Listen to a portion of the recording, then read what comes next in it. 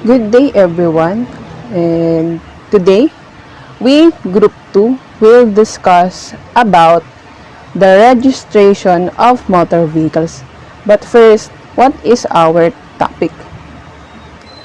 Okay.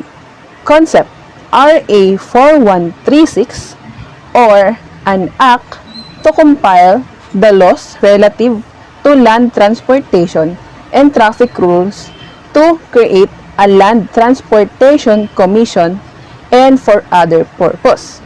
Or in other words, it is an act that shall be known as the Land Transportation and Traffic Code. So, RA Form 4136 mandates that all motor vehicles shall be registered by its owner before designated District Office of Land Transportation Office. Law enforcement officers should keep themselves abreast with proper procedure of registering motor vehicles for them to easily identify unregistered motor vehicles or motor vehicles having expired registration. Ang RA 4136 ay tinutukoy na dapat lahat ng may-ari ng isang motor vehicle ay registered sa kalapit na District Office sa Land Transportation Office. Kailangan din na ang mga law enforcement ay alam yung proper procedures kung paano nga ba, kung ano nga ba ang mga pangangailangan ng isang owner sa isang motor vehicles para makapagpa-register dito. Aalamin nila kung kailan mag-register every year or every month at malalaman din dito kung kailan ba nag-expired ang registration ng mga owner ng mga vehicle. On the other hand, motor vehicles owners as well as drivers should be aware of provisions on motor vehicle registration to avoid unnecessary delays and penalties whenever registration-related apprehension occur. So, dapat ang mga motor vehicles ay may kaalaman kung kailan nga ba ang registration ng kanilang mga sasakyan.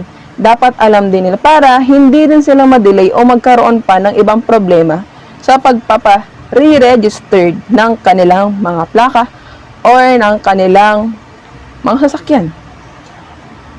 So first, we have the classification of registered motor vehicles. Ano nga ba yung apat na classification ng isang motor vehicles ay registered? Ang una ay ang private or not for hire. These are motor vehicles that used for the personal use of their owners. Ito yung commonly owned ng isang tao na kung saan it's not for hire, na hindi ito ginagamit pang transportasyon sa ibang tao na kung saan maniningil pa ng pambayad.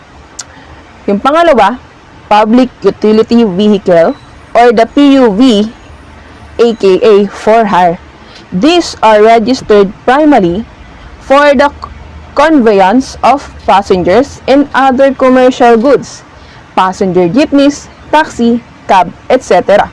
Ito yung mga sasakyan na for hire. Ito yung commonly nakikita natin sa kalsada, commonly sinasakyan ng mga estudyante, ng mga tao na kung saan nagbabayad tayo para makarating tayo sa destinasyon na gusto nating paroonan.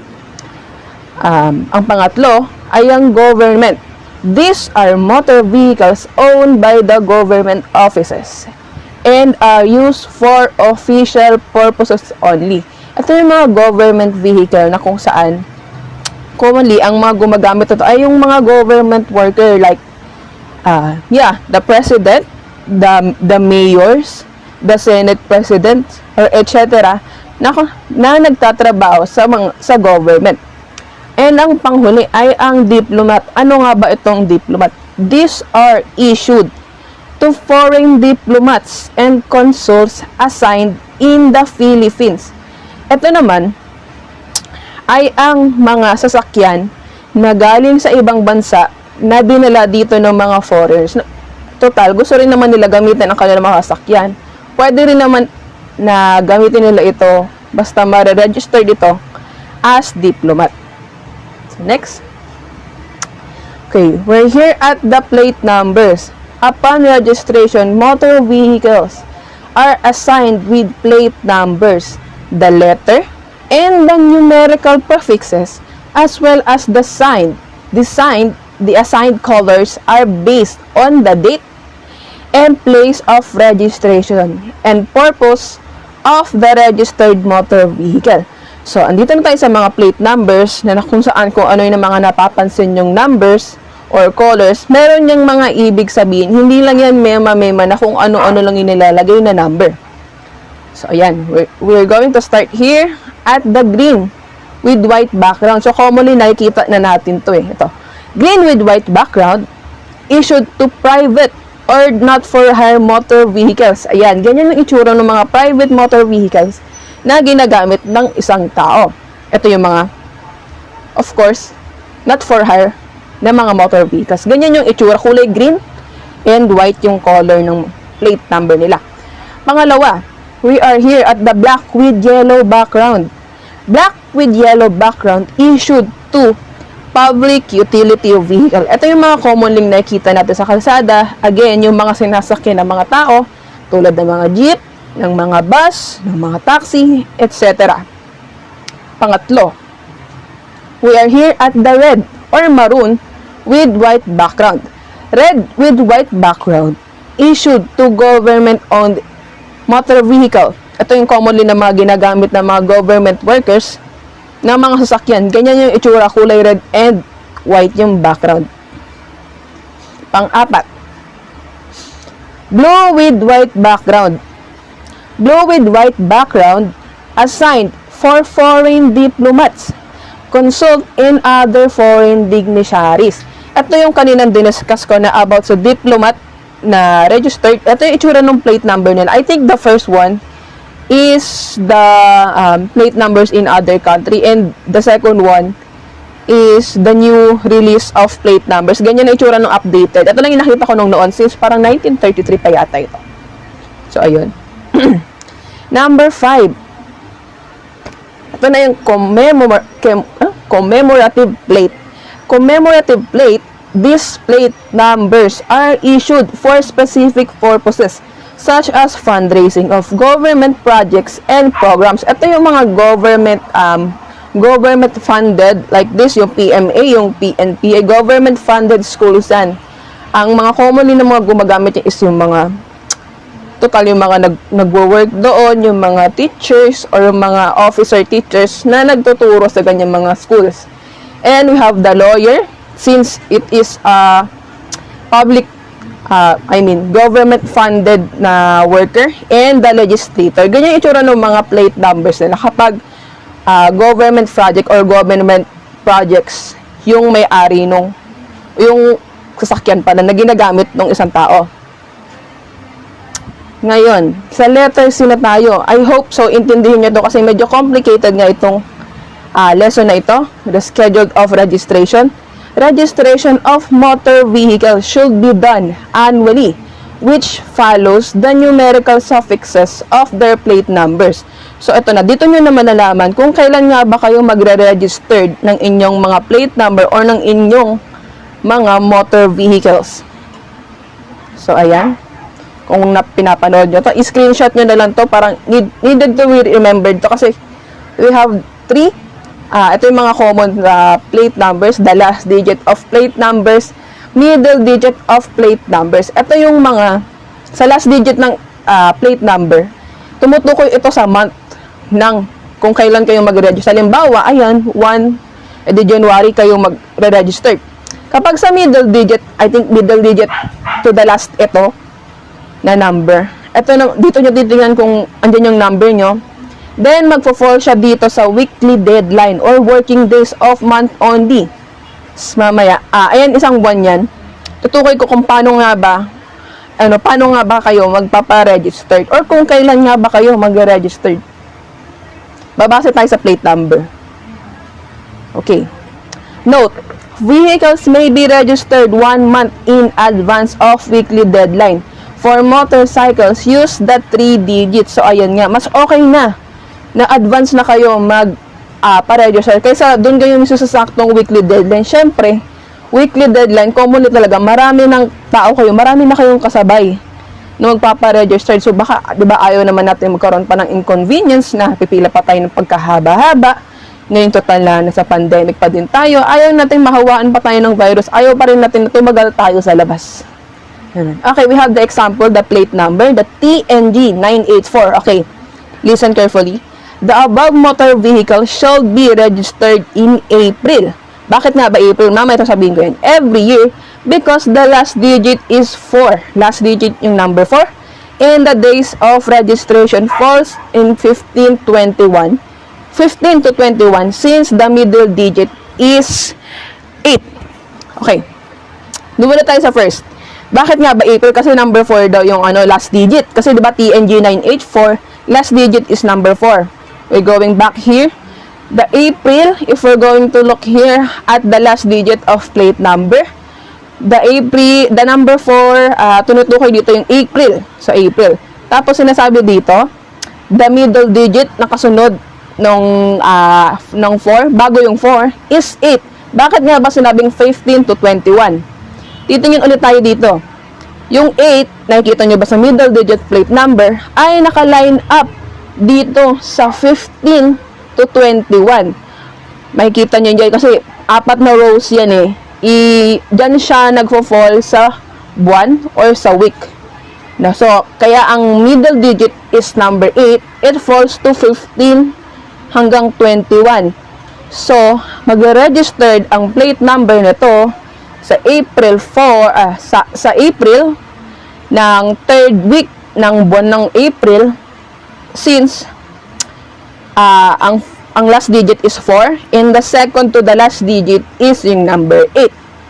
So, ayun. Sana maintindihan nyo kasi medyo magulo nga ito. Pero ayun nga, doon nga siya nagpo-fall doon sa second. Again, ang plate number nito ay magre-registered sa April, 3rd week, 15 to 21. But, mas okay na as suggested, mas okay nang mas maaga na kayo magpa-registered month before. Mas okay nang mas maaga kayo magpapa-registered para hindi na kayo magkaroon ng inconvenience na magpa-register pa ng pagkahaba habang pipilahan nyo. Okay. Ngayon, we have another example. So, ayun nga. Paano naman kapag ganyan mga plate number, yung mga naka-red line, red words. Yan. Paano naman pag mga ganyang plate number? Okay. Sa pang-example, paano naman kapag halimbawa 4-wheeled vehicles, or we have the 3 letters, 3 alpha characters, and 4 numeric characters. Again, titingin ulit tayo sa last digit. Ano ba yung last digit? It's 5. 5. Tapos, yung yung 5, saan ba siya nagpo-fall? Diba sa May? Again, babalikin natin doon mamaya. Ayan. 5, yung May, sa last digit of plate numbers. Then, yung second to the last plate number is the vehicle should be registered on first week of May. Bakit nga ba 3rd yun? Bakit nga ba first week of May tayo? So, kasi, yung 3, again, tingnan ulit tayo dito sa middle digit plate number. Nasa first row, ibig sabihin, magfo-fall siya sa first week ng month. Again, yung plate number na yun ay magre-registered sa magre-registered every year tuwing May, first week of month of May. Gets? I hope na gets niyo kasi medyo magulot talaga siya. Pero iisa-isahin natin yan. Again, we have the second example. We have the 4 two-wheeled vehicles. Paano naman pag 4 two-wheeled vehicles? Yung 2 alpha characters and 5 numeric characters. Okay. Again, so parehas lang number na yun. Bakit nga ba ganyan? Okay, tingin ulit tayo sa last digit number. Kapag last digit number, saan tayo titingin ng buwan? Last digit plate number, magpo-fall siya sa September 9.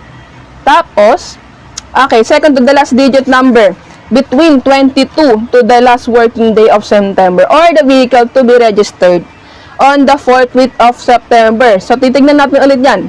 Ayan. 9. Nasa 4th row siya, magpo-fall siya between 22 to 28. with 28. So, yung plate number na yon, magre-register siya every year tuwing September 4th week of the month. Okay? Titignan nyo ulit yan. Babalik-balikan natin yan mamaya. Okay, paano naman kapag ganitong plate number? Oh, tatlo yan. Oh, we have the 4-wheeled vehicles, 3 alpha characters, and 3 numeric characters. So, mamaya, i-discuss ko din naman kung ano yung bakit nga ba, may mga meaning ba yung mga letters na yun? Mamaya i-discuss ko. Dito naman tayo sa plate number ulit. Okay, tingnan ulit tayo sa last digit number. Vehicle shall be registered in October. Bakit nga ba October? 0 nga yan eh. So, ayun, tingin tayo ulit dito. Last digit of plate number. First box, yung 0, nagfo-fall sa October. Since ang last digit is 0, the second to the last number is magpo-fall siya sa 15 to 21 working day of October, or the vehicle shall be registered on 3rd week of October. 3rd week na October, okay. Second to the last digit is 7. Last digit is 0. Tingin tayo sa 7. Bakit nga ba 7? 7, sa middle digit plate number, 3rd box. Magpo-fall siya sa 3rd row. So, magpo-fall siya sa weekly, sa Monday, working days of month only. Magpo-fall siya sa 15 to 21. Since ang second to the last number niya, o the middle digit number, magfo-fall sa 3rd week ng buwan. So ang motor vehicle na to ay magre-register tuwing October every year. Tuwing October ng 3rd week of the month ng October. Ayan, inulit ko na ng inulit. Pero as suggested, at ang mas maganda para hindi na kayo magkaroon ng inconvenience, ay ang early week. Mas maganda ng mas maaga kayo magpaparegister para hindi na kayo maistorbo pa o para hindi na kayo pumila sa pagkahaba-habang pila. Kasi expected nyo na pag mga ganyan, marami kayong kaparehas na dulo ng number. So baka may mga kasabay kayo. Ayaw natin nang naiistorbo tayo. So ayun, dito tayo sa pang-apat na example para mas maintindihan nyo kung kailan nga ba mag-register sa may mga sasakyan dyan. Tignan nyo ng mabuti kung kailan kayo kung kailan nga ba kayo mag-registered. So ito. Sa 4 two-wheeled vehicles, we have the 2 letters and the 4 numeric characters. So paano nga ba ito? Okay, tingin ulit tayo sa last digit number. Okay, vehicle shall be registered in August kasi number 8 siya. Bakit nga ba August? Kasi ang August, tingin ulit tayo sa first box, last digit of a plate number ay nagfo-fall sa, ang 8 ay August, naka-fall siya sa August. Ano naman yung pangalawang number, second to the last number between 1st to 7th working day of August, or the vehicle should be registered on the first week of August. Kasi ang August ay nagfo-fall sa number 2. Tama ba? Ay, mali. First week of, I think mali yan. Pero yung, kukorek ko na lang yan. Pero yung number 2 dyan is, saan nga ba yung second to the last number? Ulit. Second to the last number. Sa, first week. Sa August 8. 8 yata ito. Ay, tama pala. Sorry, I'm really sorry. Ang tinutukoy, okay, again, pag ito yan, nalilito na ako. Ang 8 digit, titingnan tayo sa date digit. Saan ba siya nag-fall? Sa August. Since ang 8 represents the August month. And the second, tingin ulit tayo sa second. Ayan, sa middle digit plate number. Since ang tinutukoy dito ay ang number 2, tingin ulit tayo sa pangalawang box, middle digit of plate number. Nagfa-fall siya sa first week ng month. Tingnan nyo, magkalinya sila. Okay, so first week to 7th day of the month. So again, yung plate number na to ay magre-registered every year na tuwing August, first week ng August.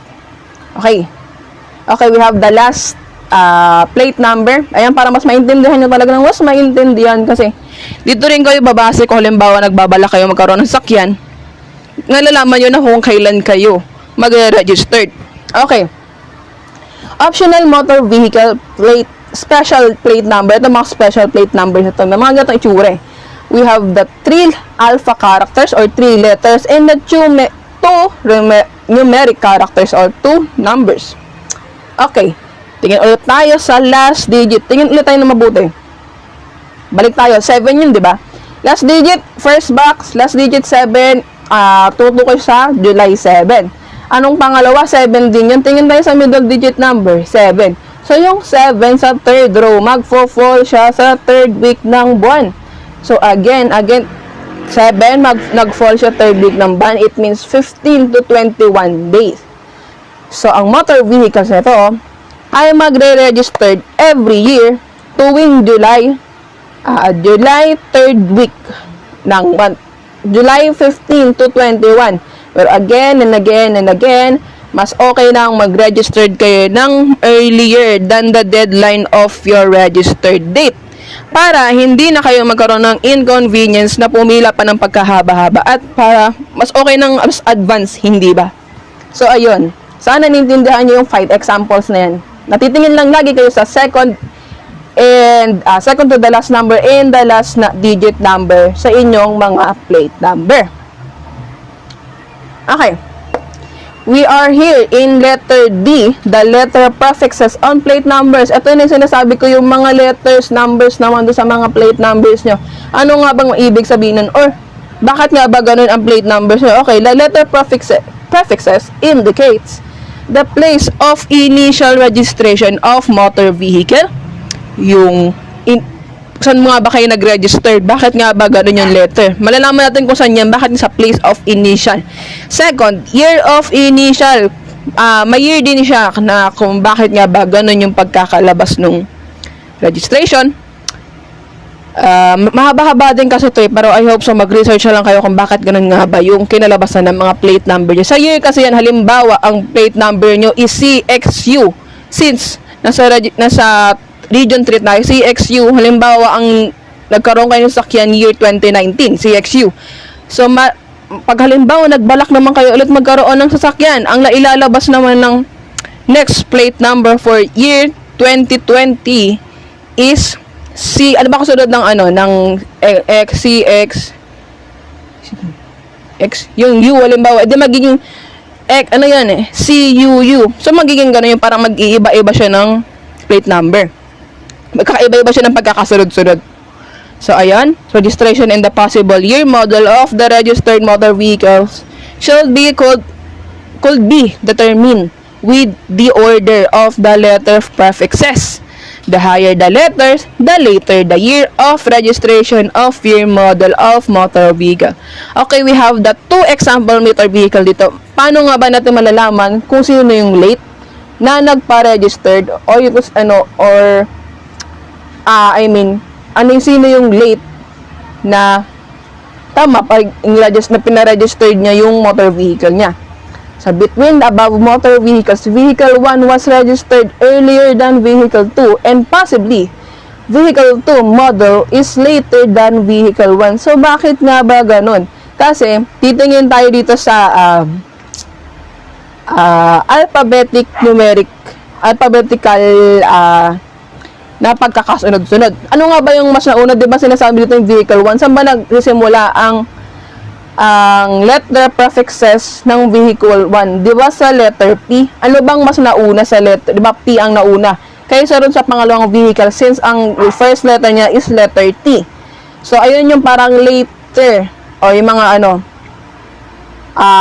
yung later na nilabas or huling nilabas na model ng sasakyan. So, ayun. I hope so, naintindihan nyo. Ngayon naman, tutukoy ko naman dito yung ano nga ba yung ibig sabihin ng mga first letter numbered sa inyong mga plate number? Bakit nga ba ganun yung first letter? Kasi ito yung tinutukoy sa mga place na halimbawa ngayon. Ayan. Medyo mahirap ipaliwanag yan. Pero ayan yung pagkakaletter. Ito yung year 1981 hanggang year hanggang year 2014 lang yata to or year 2016. So, ayan. Since nasa Region 3 tayo, Bulacan, San Jose del Monte, Bulacan. Ang commonly na first letter dito sa ating lugar ay letter C yung first letter ng kanilang mga plate number. Ibig sabihin, doon kayo magpaparegistered or tama, ibig sabihin doon kayo nagpa-registered o doon kayo kumuha ng inyong sasakyan sa itong lugar na ito. Ayan yung mga tinutukoy yung mga letters. So, ang mga first letter is ibig sabihin ng doon kayo sa lugar na yun, nakatoka na, nag-register ng sasakyan. Halimbawa, nag-register kayo sa NCR nung, halimbawa, hanap tayo dito. Kunwari lang, nag-register kayo ng 2009. So, possible na ang first year ng inyong plate number ay nag-i-start sa letter Z.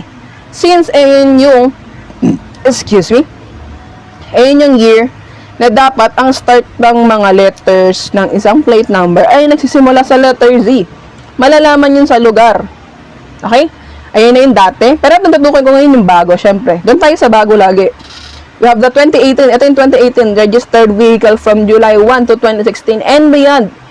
Will have the same alphabetical designation as in 1981 license plate series. Ito na yung bago. So, kung nagtataka kayo, yung Region 1, yung letter A nawala. Bakit nga ba nawala? Kasi, pinalitan ng letter I kasi nagkaroon sila ng bagong set ng plate number. So, nagkakaroon kasi ng kalituhan noon sa mga letter. Tatlong ito yung I, yung O, yung Q. Nagkakaroon sila ng lituhan pag tumitingin sa mga plate numbers. So, para hindi sila malito, I think ilagay itong I before the number, bago yung number. Okay, hindi sila nakadikit sa isang number. So, ayan. So, Region 3, yung sa ating lugar naman. Ganun pa rin, letter C.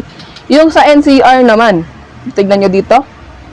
NCR ay napalitan ng letter N. So, possible na letter N ang inyong mga first letter ng inyong mga motor vehicle. And the rest. So, ayan, we have the B, C, D, E, F, G, etc. Ayun yung ibig sabihin. Sabihin na doon kayo nag-register ng inyong mga sasakyan or doon kayo sa lugar na yun bumili ng mga sasakyan. Ganyan yung makikita nyo sa mga plate numbers. So, yun nga, kung may mga sasakyan, tignan nyo na lang. So, we have the last. Ito na yung part ng aking report. Yung last, we have the special plate numbers for government official o yung So, ayun. Kapag President of Philippines, ang weird, no? Bakit number 1 lang yung number? Siyempre, dapat prioritize natin na ang ating sasakyan ng mga president ng sa ating bansa ay number 1 ang nakalagay. So, number 1 ay nasa ibatas yan na dapat ganyan yung number ng mga plate numbers ng mga sasakyan ng mga higher government official dito sa ating bansa. So, kapag number 1, President of the Philippines, number 2 naman sa Vice President ng Philippines, I think may year naman siya. Itong first President of the Philippines. Ito yung year with Marcos era. And the number 3 is the Senate President. Ganyan yung itsura ng number. Meron pa nga dito na nabalita. Number 8 daw yung plate number. Nagtataka sila bakit nga ba number 8? Kasi akala daw nila walang kwenta lang yung number na yun, pero hindi nila alam na ang sasakyan na yun ay pagmamayari ng isang congress sa Senate. Congressman yata, ayun. Number 8 ng plate number niya. So, ayun, kapag halimbawa may nakikita tayo ng ganitong plate number, we expected yun na ganyan mga government official, yung mga nagmamayari sa mga ganitong sasakyan. And marami pang ibang number. Magkakasunod yan, 1, 2, 3, 4, 5, hanggang 14 yata yan.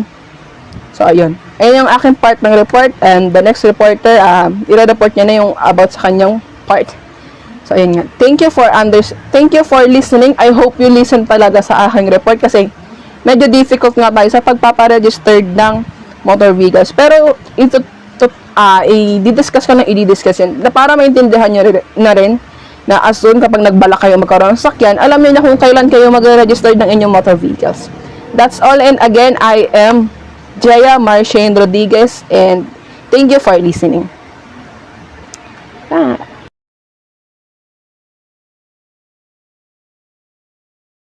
So good day, I'm Gabriel Angelo, Crim 3BM going to report Lesson 3.4 Driver's Licenses.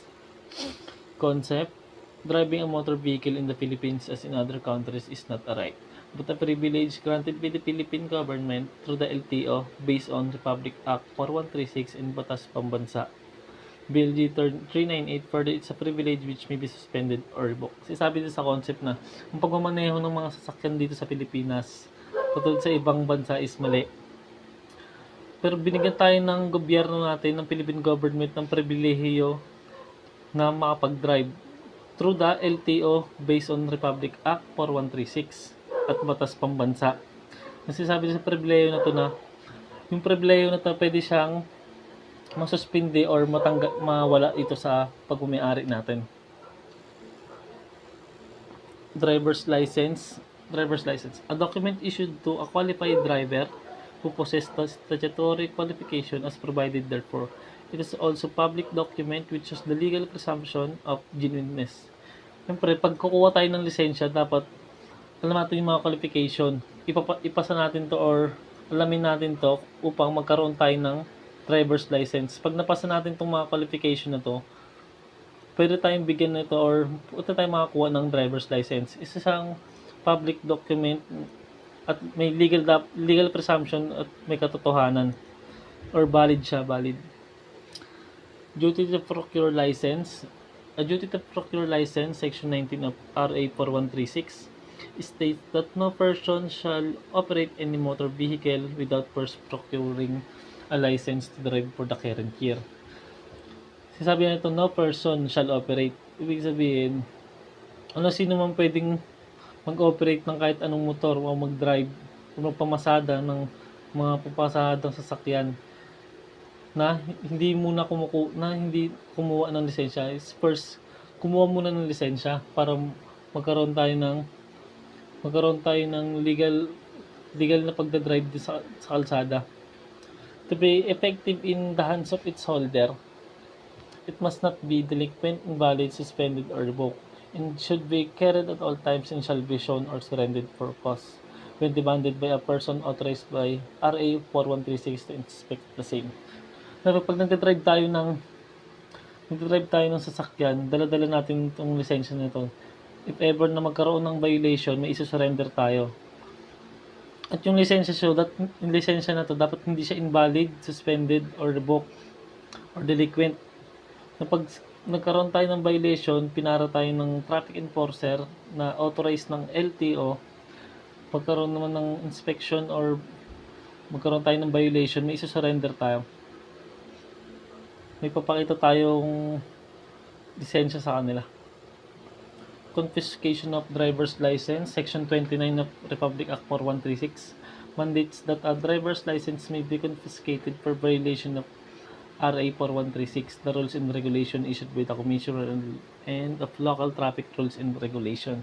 Siyempre, ang pagkukonfiska ng driver's license natin, kung nagkaroon tayo ng violation sa kalsada, pinara tayo ng isang enforcer, sabi na, sir, tabi lang po, may violation po kayo.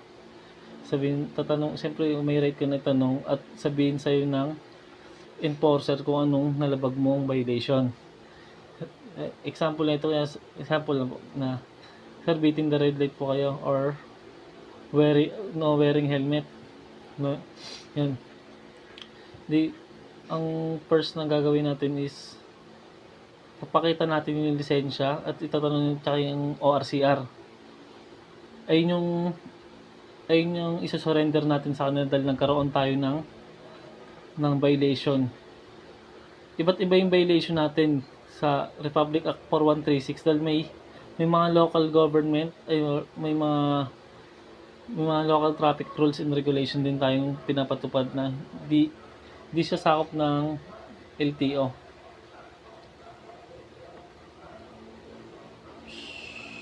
When a driver's license is confiscated for any reason, the traffic enforcer must forever issue a receipt, temporary operator's permit or TOP, which is good for 72 hours within which the driver may continue to operate his vehicle. Failure to settle the case within 15 days will cause suspension or revocation of the license. Pag na-confisca yung lisensya natin, may 3 araw tayo or 72 hours. Tapos bibigyan tayo ng enforcer ng TOP, ay yung temporary operator's permit, na pwede natin siya magamit ng 3 araw. Pwede kung magkaroon man ulit ng checkpoint, ay nilang ipapakita mo na nahuli ka na sa ibang checkpoint. Pero within 15 days dapat matubos mo siya. Kung di mo siya matutubos, pwede kang masuspinde. Hindi ka makapag-drive o wala kang lisensya. Or pag lumagpas siya ng 15 days, pwede siyang matanggal sa'yo. Mawalan tayo ng lisensya. See, types of licenses, procedures, and requirements. A driver is licensed with the LTO as proof of his proficiency in driving, his knowledge of road rules and regulation. While operating a motor vehicle, upon proving his proficiency and knowledge, will be issued a document in the form of the following licenses. Pagkakaroon ng lisensya. Ibig sabihin ng pagka nagkaroon tayo ng lisensya, dapat may alam tayo sa safety. Ibig sabihin ng safety roads and rules na alam natin yung mga karaniwang violation at pag-iingat. At ang number 1 dyan is yung pag-iingat natin magmaneho. Dahil pwede tayo makadami ng iba or pwede tayo yung maaksidente. International driver's license, bona fide tourists and transients who are duly licensed to operate motor vehicles in their respective countries may be allowed to operate motor vehicles during their stay but not beyond 90 days of their sojourn in the Philippines. Yung mga turista na dumadayo dito sa atin sa Philippines or nag-i-stay ng ilang buwan, pwede silang makakuha ng driver's license. Ito yung tinatawag na international driver's license. But ilang buwan lang sila o ilang araw lang nila pwedeng gamitin yung lisensya na yon. Ang binibigay sa kanilang lisensya is non-professional drivers. Pwede silang gumamit ng mga motor natin dito sa Pilipinas. The applicant must submit the following requirements. Ito yung mga requirements na dapat ipasa ng isang turista dito sa Pilipinas.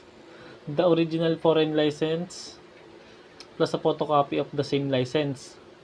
In the event that the foreign license is written in the language of license holder other than English, a translation of the contents of the license into English from Embassy Rome, which the license was issued. Lahat yung lingwahe na gagamitin natin is English, dahil ang English naman is siya yung national language or siya yung mas nakaintindihan ng nakakarami.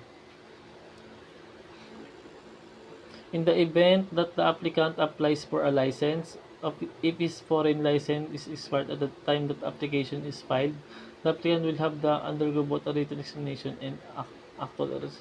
Pag nag-file siya ng bagong application, tas expired, at that time expired din yung ano niya, mag-exam siya ng written examination and actual, pag-drive din siya ng actual road test. An application will be the applicant. Foreign license, applicant can only be issued a non-professional license. Non-pro lang yung ibibigay sa mga foreigner. 2. Military driver's license. Enlisted personnel of the AFP operating motor vehicles owned by the government shall be licensed in accordance with RA 1436 but no license or delinquency fee shall be collected thereof. Yung mga driver ng mga sundalo, yung mga sasakyan ng sundalo, ang mga driver na enlisted personnel siya ng AFP. Tapos yung pagkakaroon ng yung pagkakaroon ng rehistro, doon siya, dahil government naman siya, wala nang sisingilin sa kanila. At gobyerno naman yung sasakyan na yon, pang government use. All licenses so issued shall bear the words for government vehicles only, plainly marked or stamped in red inks across the face thereof. A military driver's license does not authorize the holder to operate a privately owned motor vehicle. So wala akong makitang example ng military driver's license. Ang nilagay ko po dito is yung plaka na lang po. Pag ganyan yung plaka, red plate, ibig sabihin yung government. Pinalagay naman din ng government. Ma-identify mo pag siyang red ink siya, yung sulat niya, pula, ma-identify mo siyang gobyerno yun, o gobyerno yung sasakyan na yun. At ang military personnel, di siya pwede mag-operate ng privately owned, tas gamit niya yung lisensya is pang military driver's license. 3. Professional driver's license.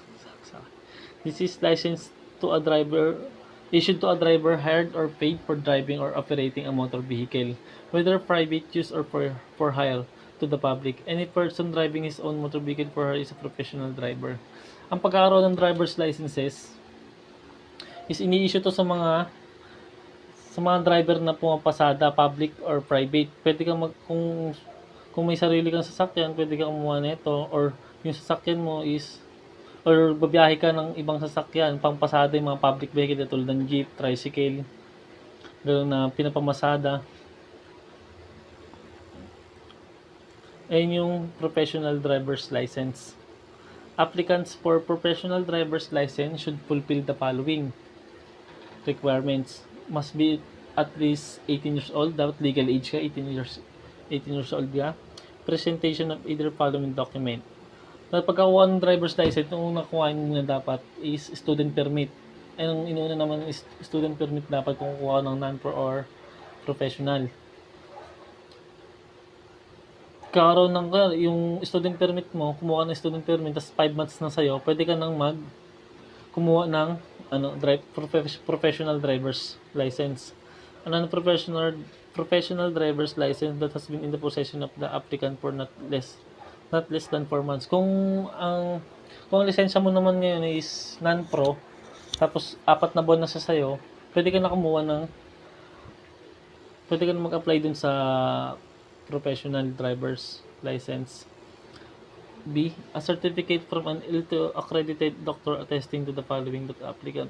Siyempre, pag sa mga LTO naman natin dito is may mga clinic sila na dun ina-exam yung or chine-check yung driver na kukuha ng lisensya. Kung sila ba ay physically and mentally sound, kung ayos ba sila or maayos yung pandinig nila.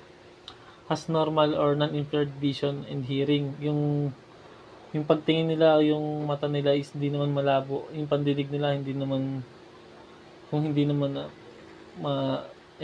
malabo yung pandinig nila. 3. Does not have any contagious ailment. Yung wala silang nakakahawang sakit, yung mga disease.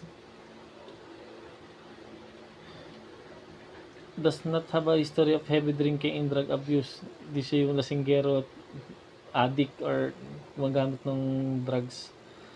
A police and BI or prosecutor clearance certifying that the applicant does not have criminal record or any case involving the taking of human life. Ang police and BI or prosecutor clearance, sabi din na ito yung kailangan mo sa pagkuha ng professional na ito ay pruweba na hindi ka isang criminal, wala kang record na criminal. He must pass a written examination. Dapat pasado ka sa written examination and sa actual road test sa pagdadrive. Ang application form ay filed out with the applicant. H. Payment of the following amount. Application fee natin dito noon is 25. Licensing fee to 40. Total is 265. Ngayon, ang taas na. Mahal na ng bayad. The professional driver's license is renewable every 3 years. The identifying color is red. Ang professional driver's license ay sa LTO. Nare-renew siya, valid siya for 3 years. Tapos bago siya mag 3 years, dapat na-renew mo na siya for another year. At ang kulay niya ay pula. Non-professional driver's license. This kind of license is issued to owners or privately owned motor vehicle or those not for hire or paid for driving. Ang pagkakaroon ng non-pro, ang pagkuha nito, hindi siya pwedeng gamitin pang biyahe or yung pang-arkila ba? Hindi mo siya pwedeng gamitin pang masada. Pag-drive ng jeep o pag-drive ng tricycle or bus. Yung mga public vehicle, bawal siya. Ito naman yung mga following requirements. Pagkuha ng non-pro, dapat ikaw ay 17 years old or 17 years of age na meron kang, bago ka muna ng non-pro is meron kang dapat student driver's permit. Tapos issue na 1 month. Kung may student permit ka na ng nasa iyo na yung student permit mo ng isang buwan, pwede ka nang mag-apply dito sa non-pro. See a certificate from LTO, accredited doctor attesting that the applicant. Ito parehas lang sila ng dun sa pro, sa requirement sa pro, parehas lang sila. Yung certificate from LTO, isa pag-try sa pag-exam sa mga driver, kung sila ba ay physically and mentally sound, ano yung pandinig nila malinaw, as normal vision and hearing, yung pagtingin nila kasi tinetesting nila dito or chine-check nila yung isang driver o yung kukuha ng lisensya na kung malinaw ba yung mata niya. May pinapabasa sila sa malapit, tas palayo ng palayo. Tsaka yung hearing, kung yung pandinig ba ng isang tao is malinaw. Mas pass a written examination, mas pass on ACTRA road test. Application form ideal the applicant, payment of the following. Application fee natin sa non-pro is 25 pesos. Sa licensing fee, 180. Bali, ang total niya is 205. The holder of a non-professional driver's license shall be restricted to operate motor vehicles up to 4,500 kilograms gross vehicle weight or GVW, and it's also renewable every 3 years. The color of its logo is green. Yung mga may hawak na lisensya na non-pro, yung motor vehicle nila o yung sakyan nila dapat is 4,500 kilograms yung bigat lamang. Kasi yung non-pro is kapara siya ng professional na renewable rin siya every 3 years. Number 5, student driver's permit. This kind of document is issued to person who desire to learn how to drive. A student driver cannot operate a vehicle unless accompanied by an instructor who may either be a licensed professional or non-professional driver's license. Yung pagkuha ng ito yung gusto nating matuto mag-drive, na lahat naman dumaan sa student permit, yung mga driver or yung mga lisensya. Student permit muna ang unahing kuhain. Dapat kung drive ka ng isang motor, may kasama ka dapat na non-pro or professional. Dahil kung magkaroon man ng violation, may kasama kang na lisensya sa'yo. Yung kulay dilaw na student ID na yan, ayun yung unang ini-issue dati ng LTO. Ngayon, papel na lang. And the applicant must fulfill the following. Must be at least 16 years of age. 16 years old, pwede kayo nakamuha ng student permit. Must be physically sound in good health with no contagious ailment.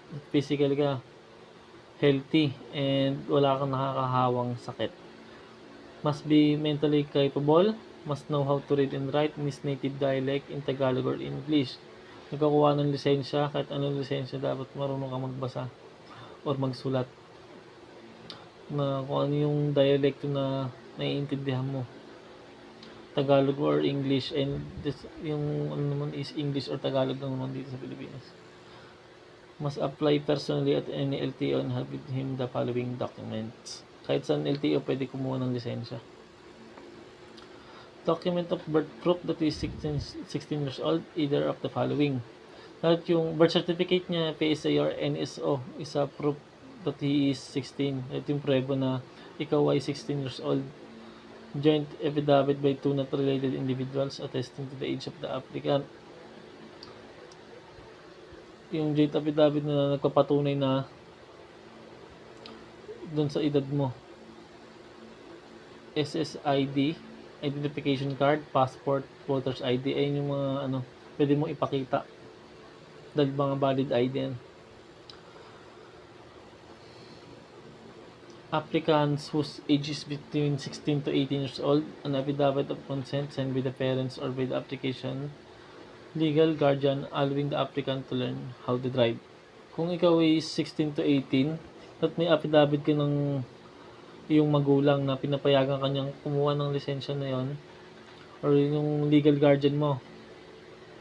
Tapos naman yung requirements, 2 pieces, 1 by 1 black and white or color photograph of the applicant. Payment of the following: application fee 25 pesos, student permit fee 50 pesos, is total of 75 pesos. A student permit is valid for up to 12 months from the date of issue. Ang student permit is valid siya ng isang taon. Yun lamang po.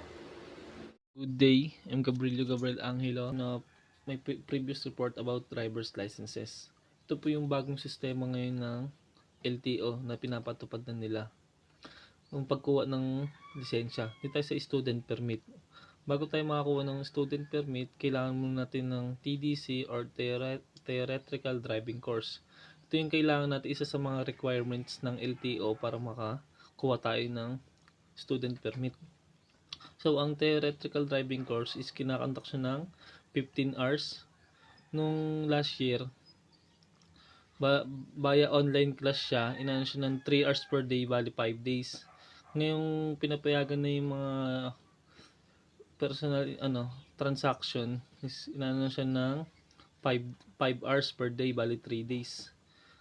So, ang LTO Driving Center is, kung magbibigay sila ng libreng training, is makakalis tayo dun sa bayad.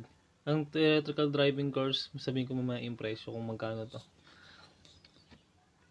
Ito naman tayo sa presyo. Ang theoretical driving course, pag nag-apply tayo, nagre-range siya ng 1,500 hanggang 2,000. So, depende po yan sa driving school na a-applyan natin. Kung sa driving school tayo kukuha ng certificate, ang TDC certificate naman po is 200. Ang medical certificate naman po is 480. Ang student permit licensing fee is 317. So, itong student permit is, ito muna ang pinaka first step para po makakuha tayo ng another license na non-pro or pro. Ang pinaka total po ng gastos niya is 2,497. Or depende po yan sa LTO or sa driving school na kinuha natin. Next po. Dito naman po tayo sa non-professional driver's license. Dito naman po hindi na TDC ang kinukuha kundi PDC na. So dun sa student permit, TDC ang kailangan. Dito naman sa non-pro is PDC or practical driving course. Yung bayad po dito is nagre-range ng 4,000 hanggang 5,000 po. So, depende po yan sa driving school. Ina-undergo siya ng 8 hours, 2 hours per day, bali 4 days po siya. So, depende po yan sa kotse or sa sasakyan na pipiliin natin, kung manual, kung yung may transmission siya, yung clutch niya, or automatic vehicle. So, sa medical certificate naman po, for non-professional driver's license, 500. Yung medical certificate po na ginamit natin dun sa pagkuha ng student permit, pwede natin siyang gamitin dito sa pagkuha ng non-pro. Ipapaserox lang po natin siya. Valid naman po ang medical certificate ng 2 months. Pwede na tayong kumuha ng non-pro pag meron na tayong student permit at least 1 month. At least 1 month po ng possession ng student permit. Ang non-professional license application and license fee, 819. Dito po sa application and license fee, po papasok yung written exam tsaka yung practical exam. Sa current po, 400. Kung may dala naman po tayong sarili natin sasakyan, is makakalis tayo dun sa bayarin. Ang pinaka-total expenses natin po is 8,217.62. Student permit to non-pro, total expenses. So, added information lang po. Yung mga hindi po rin po binago ng LTO ang pagbibigay ng lisensya dun sa ating dayuhan, sa ating mga foreign applicants. Binibigyan pa rin po sila ng lisensya upang makapagmaneho. At least 18 years old at ilang buwan na silang nanirahan dito. Ang binibigay po sa kanila, siyempre kuha muna sila ng student. At ang bibigay sa kanilang lisensya is hanggang non-pro lang po. For private use lang po. Dito naman po tayo sa professional driver's license, application form, medical certificate. Kaya po kailangan natin ng medical certificate para malaman natin kung qualified tayo doon sa may qualification na isinaad ng LTO. student permit to professional is not allowed. Ngayon, pinagbabawal na nila yung pagkuha ng student permit tas rerekta sa pro. Kailangan muna student permit, non-pro, tas pro. Dati po kasi pwede yan rumekta. Pagkakuha mo ng student permit, pwede ka rumekta sa pro. Original non-pro, driver's license, at least ilang buwan mo na hawak, 4 to 6 months. Ganyan. Written examination, practical exam for adding, changing restriction code. Kung may lisensya na tayo ng non-pro, so gusto natin mag-pro, tapos magpapa-add tayo ng restriction code, pwede po kung gustuin natin mag-drive ng mga malalaking sasakyan, mga manual transmission, mga truck, bus, gano'n, jeep. Ganyan po. And pwede po tayo magpadagdag dyan. Ang pinaka-total expenses po niyan is na sa 10,000 plus or 10 to 12,000 po. Yun lamang po. Thank you.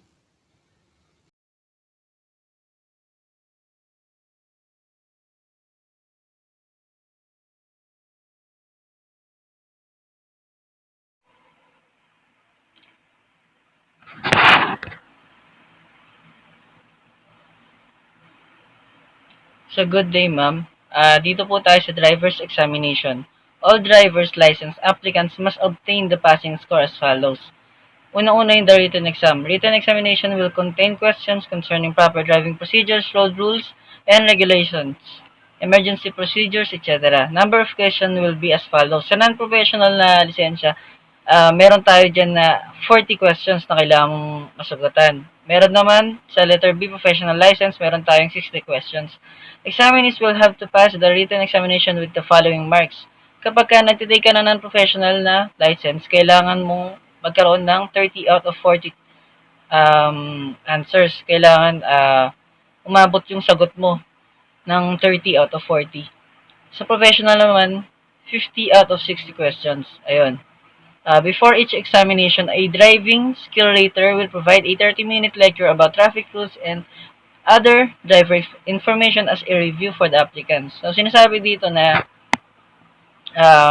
bago yung talagang examination mo, yung driving skill rater natin magpo-provide muna ng 30-minute lecture para sa'yo para makapag-review ka muna bago ka mag-exam. Ayun. Number 2, the road test. The actual road test will be undertaken under the auspices of a driving skill rater. This actual road test will have to be scheduled in advance, and the applicant will have to provide the vehicle in the road test will be conducted.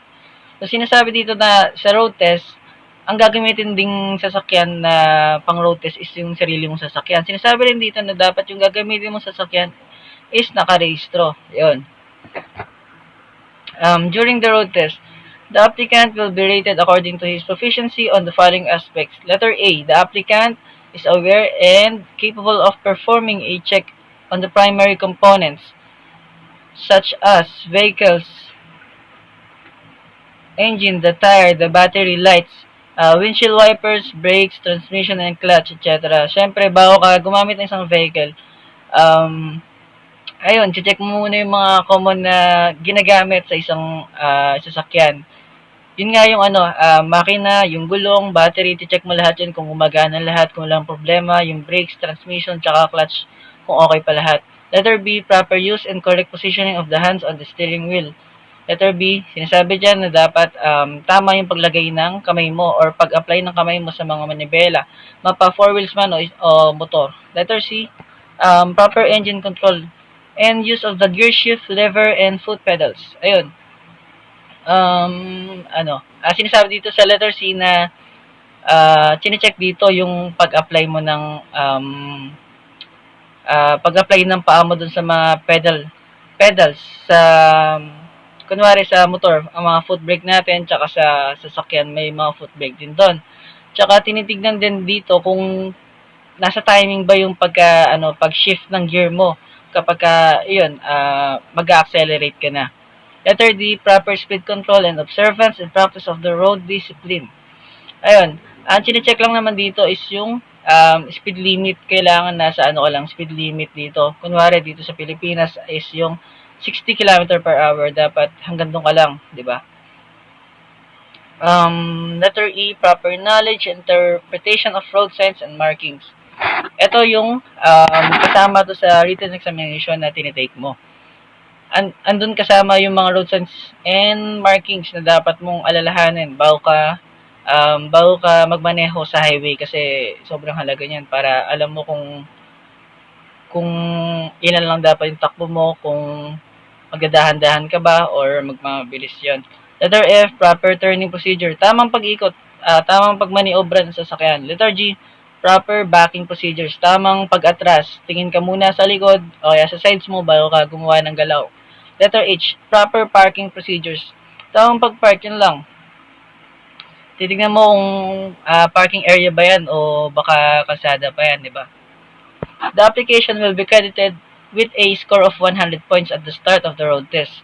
Each infraction or unsatisfactory performance will be listed down on a road test score sheet and the corresponding deductions made at the end of the test. Passing grade will be 10 points or a total possible deduction of 30 points. Letter E na tayo. Mandatory drug test. It is a mandatory to all driver license applicants except for student driver's permit to pass a drug test conducted by duly LTO accredited drug testing centers. Ayun, pagka kukuha ka ng lisensya, kasama sa mga test is yung drug test kasi yun nga, mandatory na to sa lahat ng magiging aplikante ng pagkuha ng lisensya. Pero sinasabi dito, naka-except dito yung as a student permit lang. Pero mga panan pro o professional na lisensya, kailangan mo magpa-drug test. Letter F. Ayan, so dito tayo sa letter F. Driver's Restriction Code. When the driver is issued a license, the driver's restriction code is indicated as follows. Number 1, kapag yung lisensya mo ay meron daw restriction number 1, pwede kang makapag-drive ng motorcycle. Kapag yung lisensya mo naman is merong number 2, pwede kang makapag-drive ng 4 wheels. Basta hindi siya lampas ng 4,500 kg. Number 3, vehicle above 4,500 kg. Ay mas mabigat sa number 2. Number 4, automatic clutch up to 4,500 kg. So dito sa number 4, pwede ka nang makapag-drive ng vehicle na automatic tsaka clutch. Ayun. Tapos dito sa number 1 to 4 na restriction, pwede siyang i-apply sa mga non-professional na driver, yung mga ginagamit yung mga vehicle nila for private use. Yan. Kapag meron ka ng restriction 5 to 8, ayun, kailangan yung license mo is professional license na. Dito ka makakapag-drive ng automatic clutch na mas mabigat sa 4,500 kilo. Tapos yung number 6, yung articulated vehicle, 1,600 kilogram. Kagaya na rin sa number 7, articulated vehicle, 1,600 pataas na bigat. Ang ibig sabihin daw niyan, pwede ka na mag-drive ng public vehicle na kagaya ng mga truck, ganun. Tsaka sa number 8, yung ganun din, so on. Number 9, disabled, ayun. Meron din kasi tayong mga motorista na or driver na PWD pero pinapayagan pa rin ng LTO na makapag-drive at makakuha ng lisensya. Ayun. Letter G, driver's condition. The conditions for driver's license holder while operating a motor vehicle are indicated as follows. Etong mga driver's condition na to, kasama to sa pwede natin makita sa lisensya ng isang aplikante. Kung meron siya isa sa mga to itong condition. Dito sa driver's condition, kung ikukumpara natin dun sa letter F, which is yung driver's registration code, doon nakikita natin yung numbering. Doon natin nakikita yung restriction. Dito naman sa driver's condition, makikita naman natin sa lisensya natin is yung letters na kapag yung isang driver is meron siyang condition, kagaya ng letter A, kailangan niya magsuot ng glasses if malabo yung mata niya. Letter B, nagde-drive lang siya with special equipment for upper limbs. So, makikita mo yung isang motorista, meron siyang nakalagay na equipment sa katawan niya. Same sa letter C, sa pamababa naman. Kapag letter D naman yung nakita mo sa lisensya niya, nagde-drive lang siya sa umaga lang. Tapos letter E, accompanied by a person with normal hearing. So, kada magdadrive siya o kaya alis siya gamit yung vehicle, dapat siyang laging kasama na maayos yung pandinig. Ayun. So, ito yung karugtong ng drive testing. So, ito ay isang sample ng manual motorcycle. Ayan. Ito, isa to sa mga kailangan natin tandaan bago tayo mag-operate ng isang vehicle. Unang-una, kailangan natin tignan or i-check yung mga tires or yung gulong natin. Kung sakto lang ba yung pressure or masyadong matigas. Ayan. Pangalawa is yung brakes. Ayan, front brake.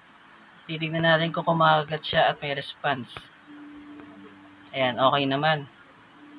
So, pangalawa is yung rear brake, yung likod. Okay din, okay. Pangatlo, signal light or indicator lights. Kasama dyan na yung headlight. Yun yung una-una natin titignan. Light check natin kung gumagana. Okay? Tail light and yung brake lights. Ayan. Nag-response naman kada brake, umiilaw siya lalo. Signal light, front left signal light. Ayan, okay siya. Sa right side, okay din, gumagana. Left, right na rear signal light sa likod. Okay din. So, consider na rin natin na gumagana yung engine at yung battery. Pero isa rin yan sa mga i-check natin bago tayo mag-operate ng isang vehicle. Pero dahil nga napagana natin lahat ng ilaw, consider na natin na okay siya. Ayan, dito makikita natin yung actual drive testing sa LTO. Ayan. Checking side mirrors. Tingin sa kaliwa, kanan, bago gumawa ng turn or bago lumiko. Tapos, pansinin din natin yung linya niya, which is nasa right side lang siya. Pag nakita tayo ng ganyan na solid white line, ang ibig sabihin niyan is bawal tayo mag-cut or overtake anytime. Ayan. Kailangan din natin tandaan is mag-signal light tayo bago tayo gumawa ng turn. Ayan, signal light tayo bago tayo lumiko. Ayan. Kasama nga din pala sa mga kailangan natin i-consider na gumagana is yung busina natin. Para aware yung mga kapwa natin motorista kapag mag-overtake man tayo or malapit na tayo sa kanila. And kung napapansin nyo rin, kung kanina solid white line, ito naman may broken white lines. Ibig sabihin, pwede tayo mag-overtake, pero dapat safe din ang overtaken natin or wala tayong magiging kasalubong. Ayan, tuloy natin.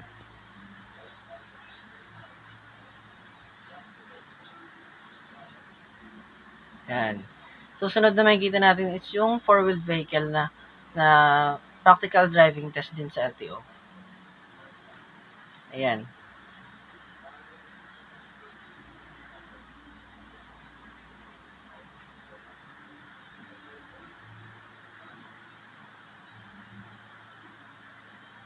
Yan.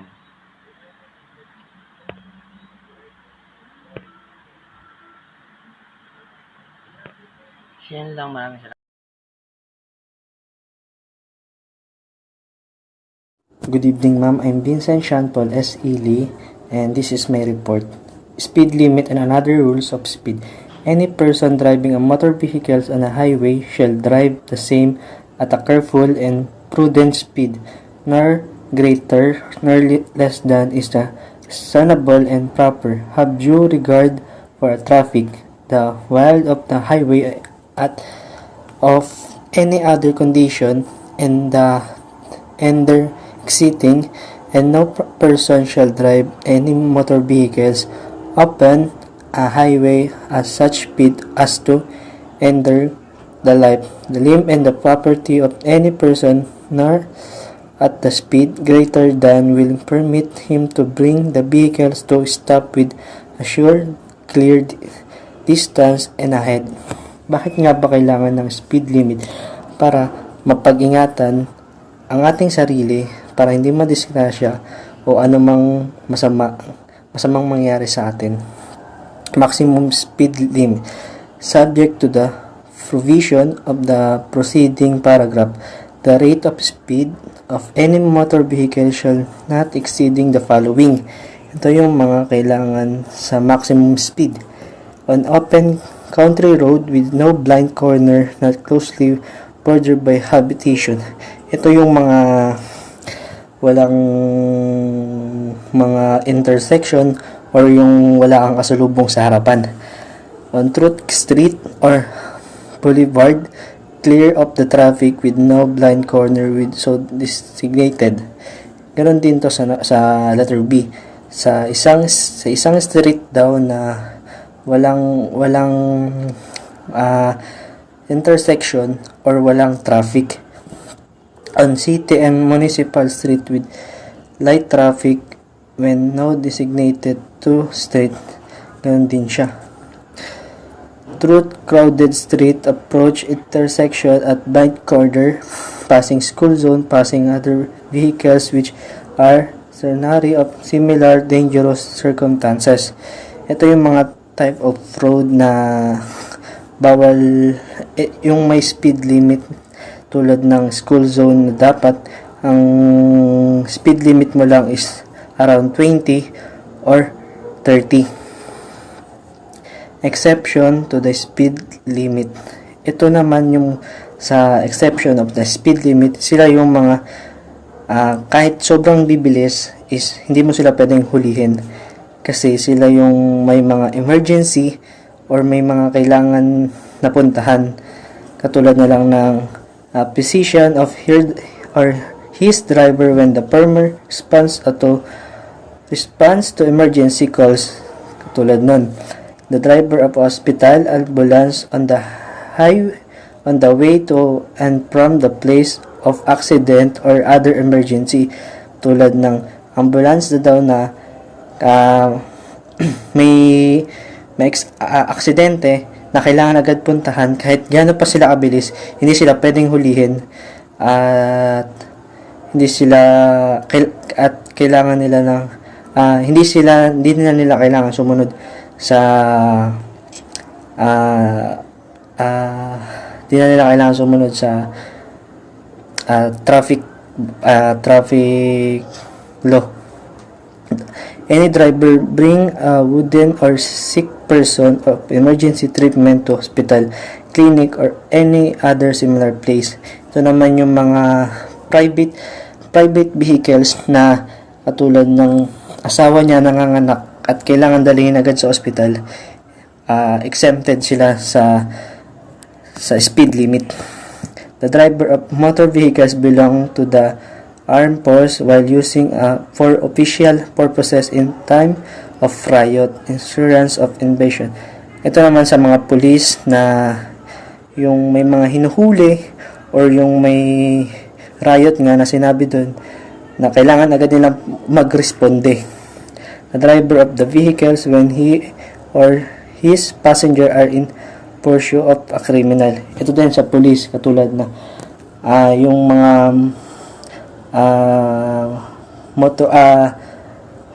car vehicles, mga sasakyan ng police na may sakay na may nagawang crime, tulad ng mga hold-upper, yung mga nahuli nilang ganon. Yun, mga hindi na sila doon. A law enforcement officer who is trying to overtake a violator of traffic laws. Ito naman yung mga katulad ng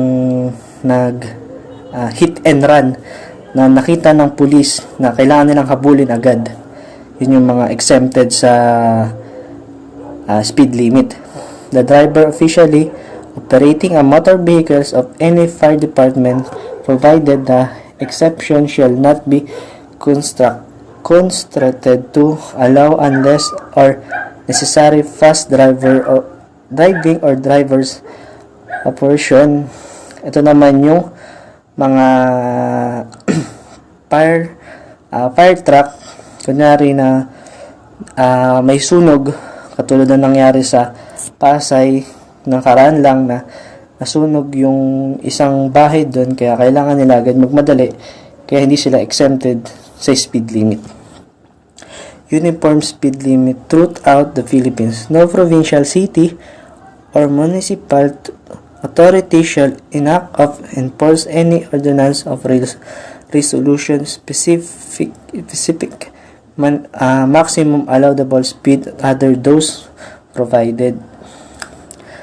Lateral placement. Lateral placement means the proper position of a motor vehicle while traversing on a traffic way or while on foot.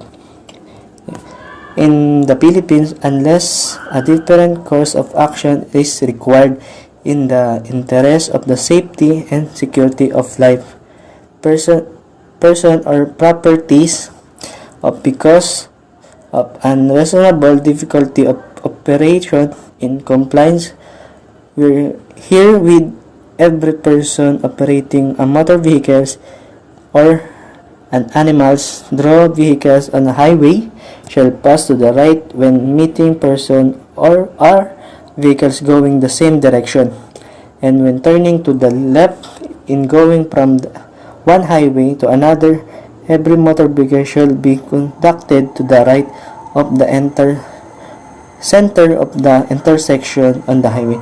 Ito yung pag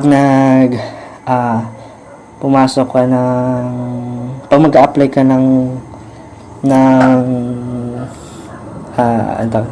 school, driving school, ito itinuturo to doon na kada mag-overtake ka, dapat always right, kasi hindi mo makikita yung sa blind spot kasi may mga palaging lumalabas sa intersection. Kaya yun yung lateral positioning. Yun lang po. Salamat.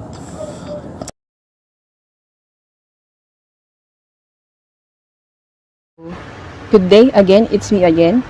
So I will continue the report. On the other hand, motor vehicles shall be parked only on designated areas and so properly parked without encroaching the parking stall or space of another vehicle. For clear understanding of the above position refers to figure 3 and 4.1 and 4.2 that I will show later. So it means that it is better isang motor vehicle nang walang naiistorbo o walang naaabalang isa pang vehicle kung maayos tayong sumusunod sa batas at sa tamang pagpapark ng ating motor vehicle.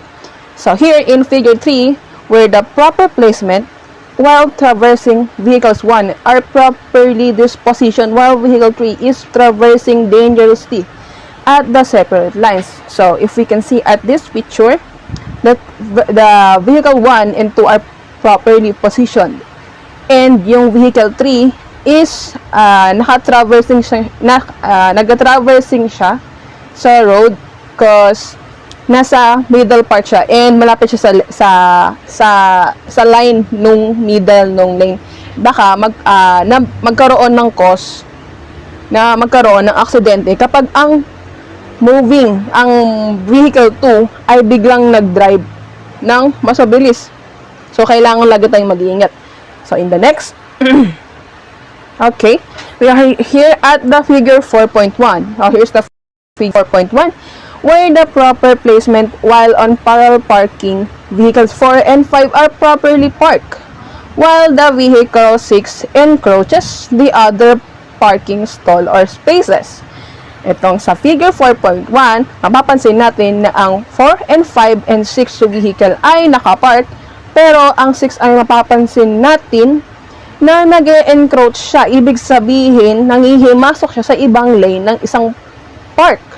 Look, kung mapapansin nyo naman sa picture na ito, yung 6 is nakalagpas doon sa line na dapat doon sa designated parking. Ayun lang. So, dapat kapag tayo ay mayroong motor vehicle na, maayos tayong magpa-park para wala tayong maagrabyadong ibang motorist or ibang driver. So here at the figure 4.4 where the proper placement while parked diagonally car 7 and properly parked while car 9 is wrongly parked.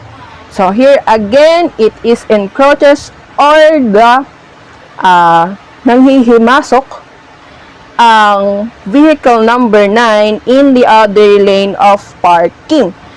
Again, mapapansin nyo sa picture, yung vehicle 9 is nakapasok sa ibang lane ng isang parking ng isa pang sasakyan. So, ayan, hindi tama yung ganyang pagpapark. Dapat ang tamang pagpapark ay katulad ng vehicle 7 and vehicle 8. So, dapat laging pantay yan. So, next. Here, we are at letter C, where overtaking and passing. Ay, i-discuss ko naman kung ano nga ba yung mga dapat kung halimbawa ang ang inyong motor vehicle ay nagbabalak mag-overtaking sa isang road. So here, in overtaking another vehicle, a driver should pass at a safe distance to the left of vehicle being overtaken and shall resume driving on the right side of the road only after passing clear of the overtaken vehicle. For a clear understanding, see the figure 5 below. So here is the photo of figure 5 where the vehicle 1 is about to overtake the vehicle 2 by going to the other lane, which is the left lane. I think it's a left lane. And then, general rule on overtaking passing where vehicle can overtake vehicle 2 using the left lane. So, kapag mag-overtake tayo, wag na tayong tumambay sa iba pang lane. Dalian na lang natin kasi again and again, ayaw natin meron tayong maagrabyadong ibang motor vehicle and para makaiwas din tayo sa aksidente. Next, we are here the exception. So, here is the exception na pwede mag-overtake ang inyong mga motor vehicle kung meron kayo. So, here on the highways with 2 or more lanes where traffic goes in one direction, another vehicle may be overtaken on the right. So, see for the section 39 RA 4136 that is here in this topic. So, here the figure 6, overtaking on the 4th lane two-way street. So, ayan kung mapapansin nyo, ang vehicle 1 is going to overtake the vehicle 2 in the other lane. So, ayan, pwede yan. Pero itong vehicle number 5 ay mag-overtake sa other lane. Ay, hindi siya other lane. I mean, hindi na siya parte ng kalsada. So, ang ginagawa niya ay yan, mag-overtake. So, ayan, hindi pwede yung ganyan kasi possible na meron tayong mabangga o maaari tayong maaksidente kung hindi natin napapansin kung ano nga ba yung dadaanan natin sa lagpas na ng kalsadang dapat pinagdadrivean ng motor vehicle. So next, again, vehicle 1 can use the right lane or outer in order an overtaking and passing vehicle 2. Vehicle 2 here should not increase its speed. Vehicle 1 should not use the other inner lane in overtaking. Above portion of illustration below in vehicle 5, attempting to overtake vehicle 4 using the shoulders of the road, which is not by violation of the rules but also dangerous because he might hit something in the shoulder. So we're going back in here where again the vehicle 1, it is okay na mag-overtake siya ng ganyan kasi since kalane niya naman. Pero dapat ang vehicle number 2 ay dapat hindi niya bibilisan yung ang pagdadrive, ang speed limit niya para makapas ng maayos yung vehicle 1. So, bigayan lang tayo dito. Dito naman again sa vehicle 5. So, ayun nga sinabi dyan sa baba. Hindi naman siya pinagbabawal. Pero ayun nga, bawal ka manghimasok ulit sa ibang lane. Lalo na kung baka meron kang maaksidente dahil hindi mo napansin kung may bagay or may tao na nandoon sa dadaanan o sa pag-overtaken ni vehicle number 5 kay 4. So, dapat lagi tayong mag-iingat kung may babalakin tayong mag-overtake. So, here, we are going here in number 2 where the driver to give way to overtaking vehicle. The driver of a motor vehicle about to be overtaken must give way to the overtaking vehicle and shall not increase his speed until the overtaking vehicle has fully passed.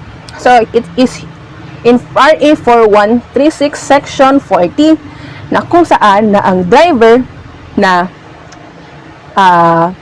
pagdadaanan ng isang sasakyang nag-overtake ay dapat hindi bibilisan ng kanyang speed limit at kailangan bibigyan niya ng daan ang mag-overtake ng sasakyan na kung saan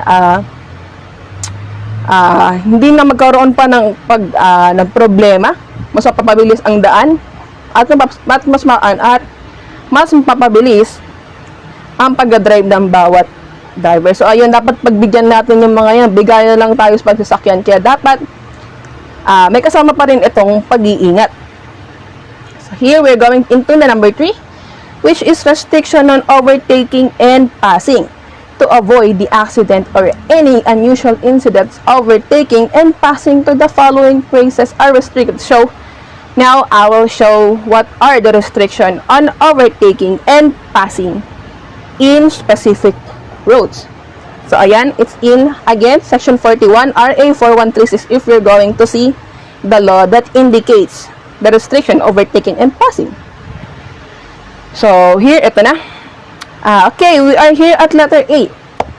To the left side of the center line of highway in overtaking another vehicle proceeding in the same direction unless such left side is clearly visible and it's free oncoming traffic of sufficient distance ahead permit of severed path of safety overtaking.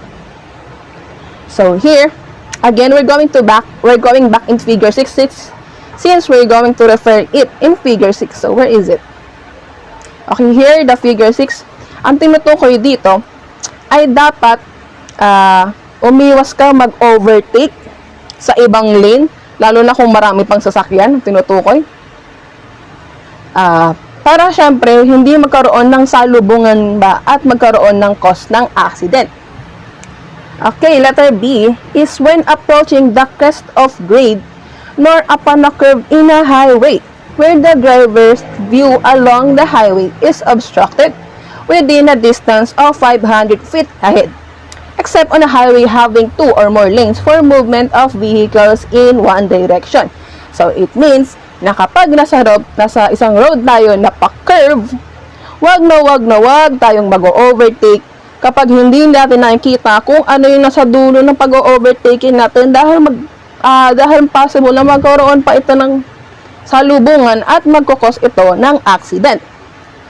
So, C is at any railway grade crossing nor at any intersection of highways unless such intersection or crossing is controlled by the traffic signal or a traffic officer. Tinutukoy dito ay ang mag-overtake sa railway grade crossing or yung mga yung bigla-biglang tumatawid, gano'n, mag-overtake, lalo na kapag malapit ka sa radius ng train. So, baka mag-cause ng ka-accident nyo kapag bigla kang nagmadali. So, isa yun sa pinagbabawal. And the intersection of the highways where the crossing, yung bigla-biglang nag-overtake doon. Pero, depende na lang din yan kung halimbawa, ayan traffic signal. Merong nag-guide tulad ng traffic signal o ng traffic officer sa pag-overtake mo. So, kailangan may pag-iingat pa rin tayo lagi. At isa yun sa mga pinagbabawal dahil baka nga naging cause ito ng aksidente. So, here, we are here at the letter D where the between and the points B, between, indicates by the placing of official temporary or caution signs indicating that men are working on the highways. So, eto, madalas natin nakikita ito kapag halimbawa, tulad na lang ng mga construction na may nakalagay na construction on working, please slow down. If may nakikita tayo mga ganong sign, dapat hindi tayo nagmamadali sa pagdadrive, sa pag-overtake sa mga. Dahil ayun nga, meron ng sign sa slow. Isa na yun sa mga pinagbabawal natin. Kailangan may precautionary measures pa rin tayo sa pag-iingat tuwing magdadrive tayo sa mga may mga caution signs ng men at working. So, ganun. And lastly, we have the letter E wherein any passing or overtaking zone. So, common sense na yun. Kapag may nakita kayong sign na nakalagay na no passing or overtaking zone, wag nyo nang gagawin. And syempre, alam naman natin na baka kaya ilagay yung sign na yun dahil baka nga yung road na yun ay prone to accident area. So, dapat, wag na natin gawin yun. Wag na tayong magmagaling pa at wag na rin tayong magbida-bida sa kalsada kung hindi natin susundin yung mga precautionary measures na dapat gawin ng isang driver sa kanyang motor vehicle, dahil para lang naman dito sa kanila yon at sa pag-iingat lahat ng mga driver na nagda-drive sa kalsada. So in the next, that's all for the next reporter. Thank you again. I am Joya Marcin Rodriguez, and that's all.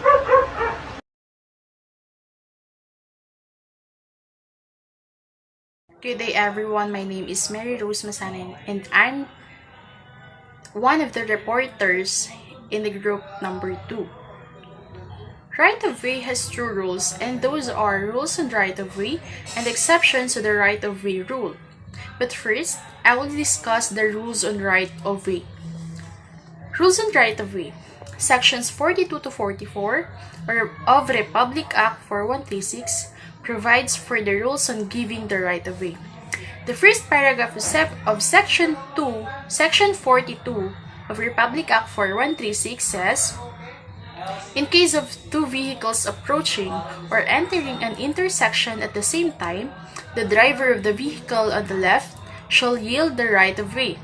However, the driver of any vehicle traveling at unlawful speed forfeits this right. Ang sinasabi sa paragraph A ng Section 42 of Republic Act 4136, kung sino ang nasa kaliwang kalsada ay siya ang dapat na magbibigay ng way sa isa pang sasakyan na nasa kanan niya. In our traffic rules and regulations, every intersection na madadaanan ng isang sasakyan, kailangan nilang mag-minor or reduce their speed 50 meters from the intersection. This action, or the purpose of this action, is to see or to check if there's any vehicle from the different side of his way to avoid an accident that caused into death or maybe an injury to the drivers of those vehicles. But also, in paragraph A says, however, the driver of any vehicle traveling at unlawful speeds forfeits this right. It means, ang sinumang driver na lumabag sa nasabing nararapat na bilis ng isang tumatakbong sasakyan ay mawawalan ng karapatan to take this what we call right of way, or kahit siya pa ang nasa bandang kanan ng kalsada pero mabilis ang pagpapatakbo niya at hindi siya nagme-minor or hindi siya nagminor, mawawala ang rights niya na gamitin ang right of way na sinasabi. In this situation, you are not only forfeits this right, but you also are violating the traffic law. Okay? The second one is the paragraph B of Section 42, Republic Act 4136. In the case of a vehicle approaching but has not yet entered the intersection, its driver shall yield the right of way to vehicles already within such intersection or turning therein to the left across the line of travel of the first mentioned vehicle. In paragraph B, Section 42 of Republic Act 4136 says that kung ang vehicle 1 ay mas nauna makarating sa intersection than vehicle 2, it means vehicle 1 has the right to proceed to his way. For example, if vehicle 1 crossing or arriving on the intersection lane or the intersection, while vehicle 2 is in the mid lane of before intersection, the vehicle has a chance or right. The vehicle has a chance or right. The right to proceed first to his way. But for vehicle 1, the drivers of vehicle 1 need to assume that in his different side, which is the right and the left, has a vehicle. So we need to give a signal to the vehicle that also crossing to the intersection. to avoid an accident. Okay, we have here the situation. What if the vehicle turning left at intersection is the vehicle turning left at intersection has a right of way? Okay, sa situation na ito, tinatanong ko si vehicle na papunta sa kaliwa ng intersection or sa kaliwa niya, yung vehicle na papunta sa kaliwa niya has the right of way. What do you think? Okay, let's assume na yung nasa image na nasa gilid or nandyan, ang pagbabasihan natin, the vehicle who at the intersection will turning left, which is this side. Okay, so if we are looking at the content of paragraph B, it says that who are near at the intersection has a right of way. It means that vehicle has the right of way to proceed. Okay, so let's proceed to the paragraph C. Paragraph C, in case of vehicle on a highway within a business or residential district, its driver shall yield to the right-of-way pedestrian crossing the highway within a crosswalk except at intersection where traffic is regulated by a peace officer or traffic signal. If there is no crosswalk, pedestrian shall yield the right way to vehicles on the highways. In paragraph C states that the driver of any vehicle must yield the right of way to a pedestrian crossing any road as long as they are within a crosswalk. Pero kung may traffic enforcer naman or traffic lights sa isang crossing, therefore, the traffic enforcer or traffic lights will be determined the movement of the traffic.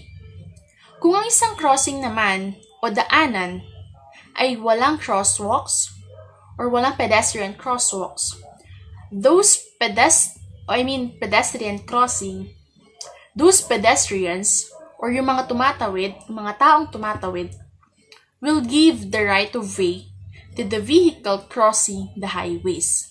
Okay? Yan yung sinasabi sa letter C. So let's proceed with the paragraph D. In case of a vehicle traversing a through highway, its driver should bring it a full stop before crossing. However, if it's cleaned and no hazardous exist, the vehicle may slow down to 5 miles per hour instead of a full stop. Sa letter D naman, or paragraph D, in Section 42 Republic Act 4136, if the vehicle traversing a through highway, kailangan niyang huminto para bigyan ng daan ang mga sasakyan na nasa highway. At kung makita naman ng driver na vehicle na nasa through highway na walang sasakyan o no hazardous exist, pwede siyang dumiretso ngunit but his speed limit is only 5 miles per hour. Yun yung sinasabi sa paragraph D. So let's proceed with the other rules on right-of-way in the Philippines. Okay? Ito naman, dalawa lang to sa mga other rules na right-of-way sa Pilipinas. So first is the emergency vehicle. So emergency vehicle, this should already be obvious by now. Yet,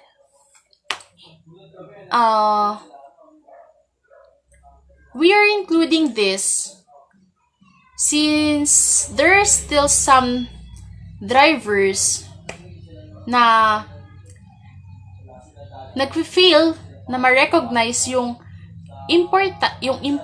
importansya ng pagbibigay daan sa mga emergency vehicles such as ambulance, police car, and the fire engine, or the fire trucks rather. So all of us here naman alam yung so all of us here knows kung bakit emergency vehicles ang mga nabanggit ko.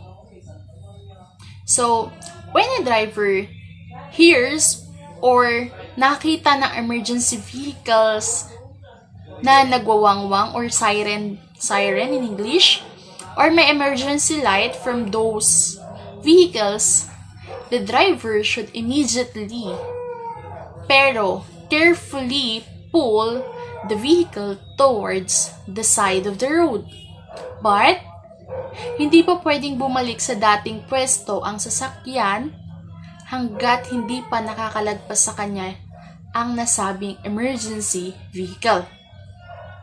And the next one is the roundabouts or rotundas. Okay? So, makikita natin to, most of rotundas area is in Manila. Okay? Roundabouts or rotundas. In roundabout or rotundas, the only priority rule is that kung sino ang nasa loob ng mismong roundabouts have the right of way. Compare sa mga driver na papasok pa lang, regardless of approach of their directions. Okay? So, roundabouts or rotundas, meron din mga traffic rules. For example, slow down and look. So, sinasabi dito, reduce your speed or bagalan mo yung pagpapatakbo mo, and look to your left before entering the roundabout. Ito naman, sinasabi dito, yung mga papasok pa lang sa roundabouts. Okay? Reduce your speed and look to your left before entering the roundabout. The next, panatilihin ang mabagal na pagpapatakbo. Okay? Panatilihin ang mabagal na pagpapatakbo to avoid any accident dahil sa rotondas, sa nakikita niyo naman is bilog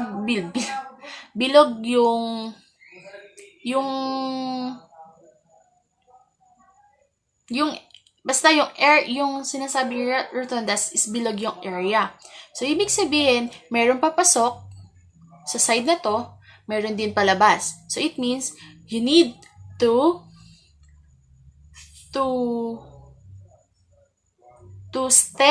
steady your speed to avoid any accident. Yun yung sinasabi doon. And the next one is stay in your lane and choose your lane. Sinasabi naman dito, if you are going to your right, you must be with the direction of the right.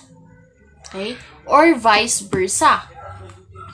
Yan ang dalawa sa mga rules or sa other rules on right of way in the Philippines. Okay? So let's proceed with the exceptions to the rules, to the right of way rule. Exceptions. Okay? Exceptions to the right of way rule. Okay? Sa first paragraph ng section 43, section 43 na tayo. Section 43, paragraph A, ang sinasabi naman dito, in this rule says that if you are pulling out your vehicles out of your driveway,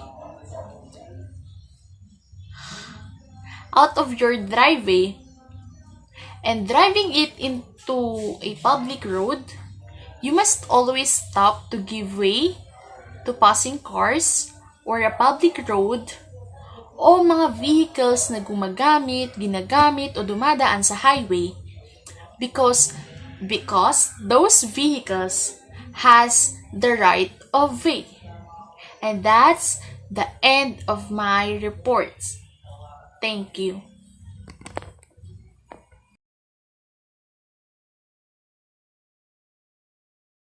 Hello everyone, I am King A. Roma, Group 2. Ang aking pong report ay starting, stopping, or turning rules. Letter E, starting, stopping, or turning rules. The driver of any motor vehicle on a highway before starting, stopping, or turning shall first see that such movement can be made safely. And if any pedestrian is affected by such movement, he shall give a clearly audible signal by sounding the vehicle's horn. Dito po sinasabi ay, kung ikaw ay driver, bago ka umandar, bago mo start yung kotse, bago ka lumiko, bago ka huminto, kailangan nakasignal ka na agad bago ka muna liliko, hihinto, bago ka umandar. Kailangan nakasignal na agad para maging aware yung ibang driver o ibang sasakyan o yung ibang tao sa galaw mong gagawin. Kapag naman daw po yung may ibang tao na maapektuhan, may ibang sasakyan na maapektuhan, kailangan mong mag-signal gamit ang busina ng sasakyan. Kunyari, dito nang halimbawa, galing kang hinto ka, sabay, papaandarin mo na yung sasakyan.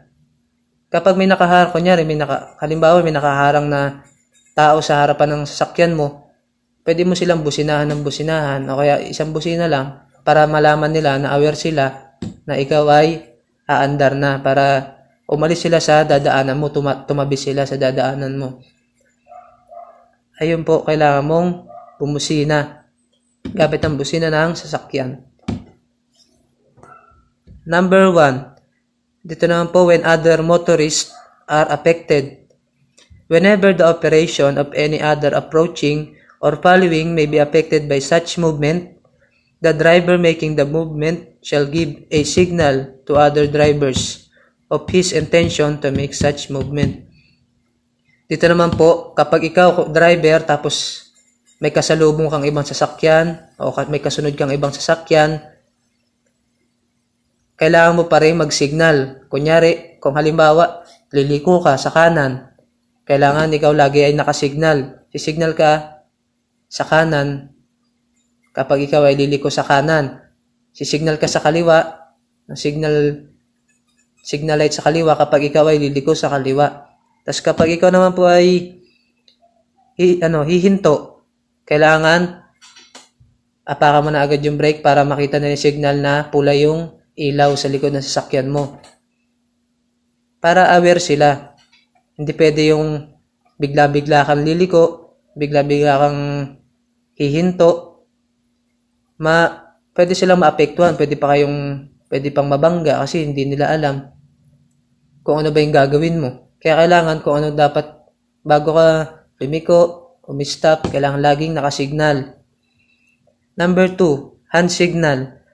The required signal should be given by means of extending the hand or arm beyond the left side of the vehicle or by an approved mechanical or electrical signal device. Hand signal, ang ibig sabihin daw po ng hand signal, ito po yung pag-extend ng hand o yung paglabas ng iyong kamay sa bintana ng sasakyan. Ginagawa po ito bilang signal, hand signal. Or pwede rin pong gamitin yung mga mechanical or electrical signal device gaya ng signal ng sasakyan. Pwede rin pong gawing signal yon, pati ang hand signal. Ito po yung mga iba't ibang hand signal na pwedeng gawin. Yung unang picture po ay standard hand signal when turning left. Dito naman po, extend mo lang yung kamay mo na nakadiretso. Ang ibig sabihin po niyan ay liliko ka sa kaliwa. Turn left. Yung ibig sabihin po niyan. Yung pangalawang picture naman po, standard hand signal when turning right. Ito naman pong picture na to ay ilalabas mo yung kamay mo sa bintana ng kotse. parang itataas mo lang konti. Ang ibig sabihin po niyan, liliko ka sa kanan. Turn right, ibig sabihin. Pangatlong picture naman po, standard hand signal when about to stop. Ito naman po, ilalabas mo yung kamay mo, tapos bahagya mo lang ibababa. Ang ibig sabihin po ng hand signal na yan ay hihinto ka. About to stop. Yan po. Number 3, making a right turn. Normal procedures. The following are the rules to observe making a correct turning to the right from a 4-lane street to a 4-lane street. Dito naman po daw ay usapang pagliko sa kanan. Ito po ang iba't ibang rules na dapat observe kapag ikaw ay liliko sa kanan. Kapag ikaw ay nasa 4-lane street, pupunta ka ng 4-lane street. Ito po yung mga rules. Letter A, signal your intention to turn right with your turning signal light or a hand signal at least 100 feet before you intend to make your turn. Ang sinasabi naman po dito, kapag liliko ka sa kanan, bago ka lumiko, kailangan nakasignal ka agad, malayo pa lang. Mga 100 feet before ka lumiko sa kanan. Kailangan pwedeng gamitin mo yung signal ng sasakyan mo o kaya yung hand signal na ikaw ay liliko sa kanan. Kailangan lagi daw po nakasignal, malayo pa lang kapag ikaw ay liliko sa kanan. Letter B, stay on the right lane of the road. Ito naman po, kapag ikaw ay liliko sa kanan, kailangan dapat ang lane mo dapat laging nasa kanan din. Bawal kang sa left lane. Dapat laging nasa right lane kapag ikaw ay liliko sa right lane. Letter C, never make a right turn from the left lane. Ito naman daw po, wag daw pong liliko ka sa kanan tapos didiretso ka sa left lane. Kasi po, kapag ginawa niyo po yung liliko ka sa kanan, sabay pupunta ka sa left lane, pwede kang maka-aksidente ng ibang sasakyan, pwede kang makakat. Kasi hindi mo naman linya yun. Dapat right lane ka lang kung kapag liliko ka galing kang right lane, pupunta ka dapat diretso sa right lane, huwag kang pupuntang left lane. Letter D, at an intersection with a red traffic light, make a right turn only after coming to a full stop to make sure that no vehicle is coming from the left. Dito naman po sa letter D, kapag ikaw naman ay nasa intersection na naka-red traffic light, pwede ka lumiko sa kanan. Pero bago ka lumiko sa kanan, kailangan naka-full stop ka muna. Tapos tingin sa kaliwa kung mayroong paparating na sasakyan. Kapag wala nang paparating na sasakyan, pwede ka nang lumiko sa kanan. Yun, ayun po yung pwede kapag naka-red traffic light. Letter E naman. Letter E, if there is a sign prohibiting a right turn unless the light is green, do not turn right while the red light is on. Dito naman po sa letter E, kapag merong sign o kaya signboard na pwede kang pumunta sa right turn, huwag ka daw liliko sa right turn kapag naka-red traffic light. Kapag naka-red daw, sabay meron kang nakitang signboard na liko sa kanan, huwag kang liliko kasi nga may sign prohibiting sabay naka-red traffic light. Bawal kang lumiko sa kanan. Pwede kung naka-green traffic light. Pero pag naka-red traffic light, hindi siya pwede. Ang pinagkaiba nito sa letter D, sa letter D kasi walang signboard na pwedeng lumiko sa kanan. Pero pwede kang lumiko kahit naka-red traffic light. Basta ikaw ay magpo-full stop. Tapos tingin sa kaliwa, titignan mo kung mayroong paparating yung sakyan. Kapag wala, pwede ka nang lumiko sa kanan. Ayun kasi walang signboard. Pwede kang lumiko kahit naka-red traffic light. Sa letter E naman, bawal na bawal kapag may nakita kang signboard na pwedeng lumiko sa kanan. Pinagbabawal kasi pwede ka mahuli kapag may sign sabay naka-red traffic light, tas lumiko ka sa kanan, pwede ka talaga mahuli. Ayun po. Next is making a proper right turn from a 4-lane street to a 4-lane street. Dito po pinapakita sa picture kung ano ang tamang pagliko, kaliwa o kanan. Makikita natin yung kulay pulang sasakyan. Nasa right turn agad siya. Bago ko pag kakaliwa ka sa kanan, ay pag liliko ka sa kanan, lagi ka nasa right lane. Tapos bawal kang pumuntang left lane. Doon sa kulay pula, incorrect. Bawal kang pumunta doon kasi pwede kang makakat ng ibang sasakyan. Pwede pang mga na aksidente. Kailangan pag right lane, diretso ka sa right lane. Dito naman sa kulay blue na sasakyan, galing siyang left lane, pupunta siya ulit sa kaliwa. Tapos left lane pa rin yung daanan niya. Bawal siyang pumunta sa kulay red na right lane. Ayan po yun ang ibig sabihin ng making a proper right turn from a 4-lane street to a 4-lane street. Thank you po.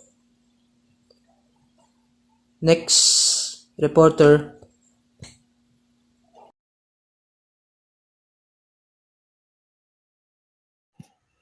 Good evening, Ma'am Concepcion. Good evening, classmates. My name is Jason B. Hermoso. Today, I will report the continuing of Lesson 3.5, General Rules of Road Use and Conduct. Number 4, Making a Left Turn. Normal Procedure. Motor vehicles intending to turn left from a 4-lane street to 4-lane street should observe the following procedures. Letter A. Signal your intention to turn left with your turning a signal or a hand signal at least 100 feet before you intend to make your turn. Siyempre, di ba, sabi dito, siyempre, bago tayo lumiko, kailangan man natin mag-signal lights before 100 feet, ganun. Or, if wala tayong signal lights, need natin sign language, ganun. Letter B, stay on the left lane of the road. Letter C, never make left turn from the right lane. Siyempre, if left tayo liliko, kailangan muna natin magstay doon. Then letter D, at an intersection with the traffic light, vehicles going straight have the right of way. Wait for them to pass first before you turn left. Siyempre, bago tayo lumiko, kailangan muna natin padaanin yung mga sasakyan na naunang dumaan sa'yo para hintayin mo natin matapos yun para makaliko ka na. Letter E, at an intersection with the traffic light, make a left turn only when the green light is on or when there is a left turn light. Siyempre, bago tayo tuluyang dumaan, kailangan natin, di ba, mag-signal lights, ganun. Then, hanggang sa maging free na, pwede ka nang makaliko, ganun. Next natin is making a left turn from a 4-lane street to 4-lane street. Ang sabi dito, vehicle 1 is making left turn the correct way, while vehicle 2 and 3 are doing is the wrong way. And next is number 5, making a U-turn on 2-lane road. Normal procedure. Following is the recommended procedure is making a U-turn on 2-lane road. Letter A. Make a right turn signal at least 100 feet before you start moving to the right side of the road. Yan, syempre, di ba? Bago tayo mag-U-turn, need muna natin mag-signal lights. Syempre, kailangan natin mag-advance signal lights. And sabi dito, 100 feet before you start moving to the right side of the road. Letter B, stay as close to the right side as possible. Come to a complete stop if necessary. Check behind you for traffic. Also check for oncoming traffic on the other lane. Siyempre, bago tayo gumawa ng pagliko, unahin muna natin yung mga dadaan para di tayo makapag-cause ng traffic. Letter C, once all traffic has passed, you initiate your U-turn. C, to it that you can make it on one sweep. If you have a long vehicle, look for an intersection or wide section of the road to make a U-turn. Siyempre, if malaki yung dala nating vehicle, siyempre kailangan natin humanap ng malaking space para if mag-U-turn tayo, mabilis lang siyang makakapag U-turn or makakaliko. Ganun. Letter D, at this point, you should be making the U-turn if you know the turning radius of your vehicle. Siyempre, kailangan alam natin yung limit ng pagpapatakbo natin para gumawa ng U-turn or gumawa ng pagliko. Letter E, do not move immediately to the middle of the road. Keep to the right side. And syempre, yun. Kailangan mo natin, kailangan dahan-dahan lang yung pagliko natin or paggawa natin ng U-turn para di tayo makapag-cause ng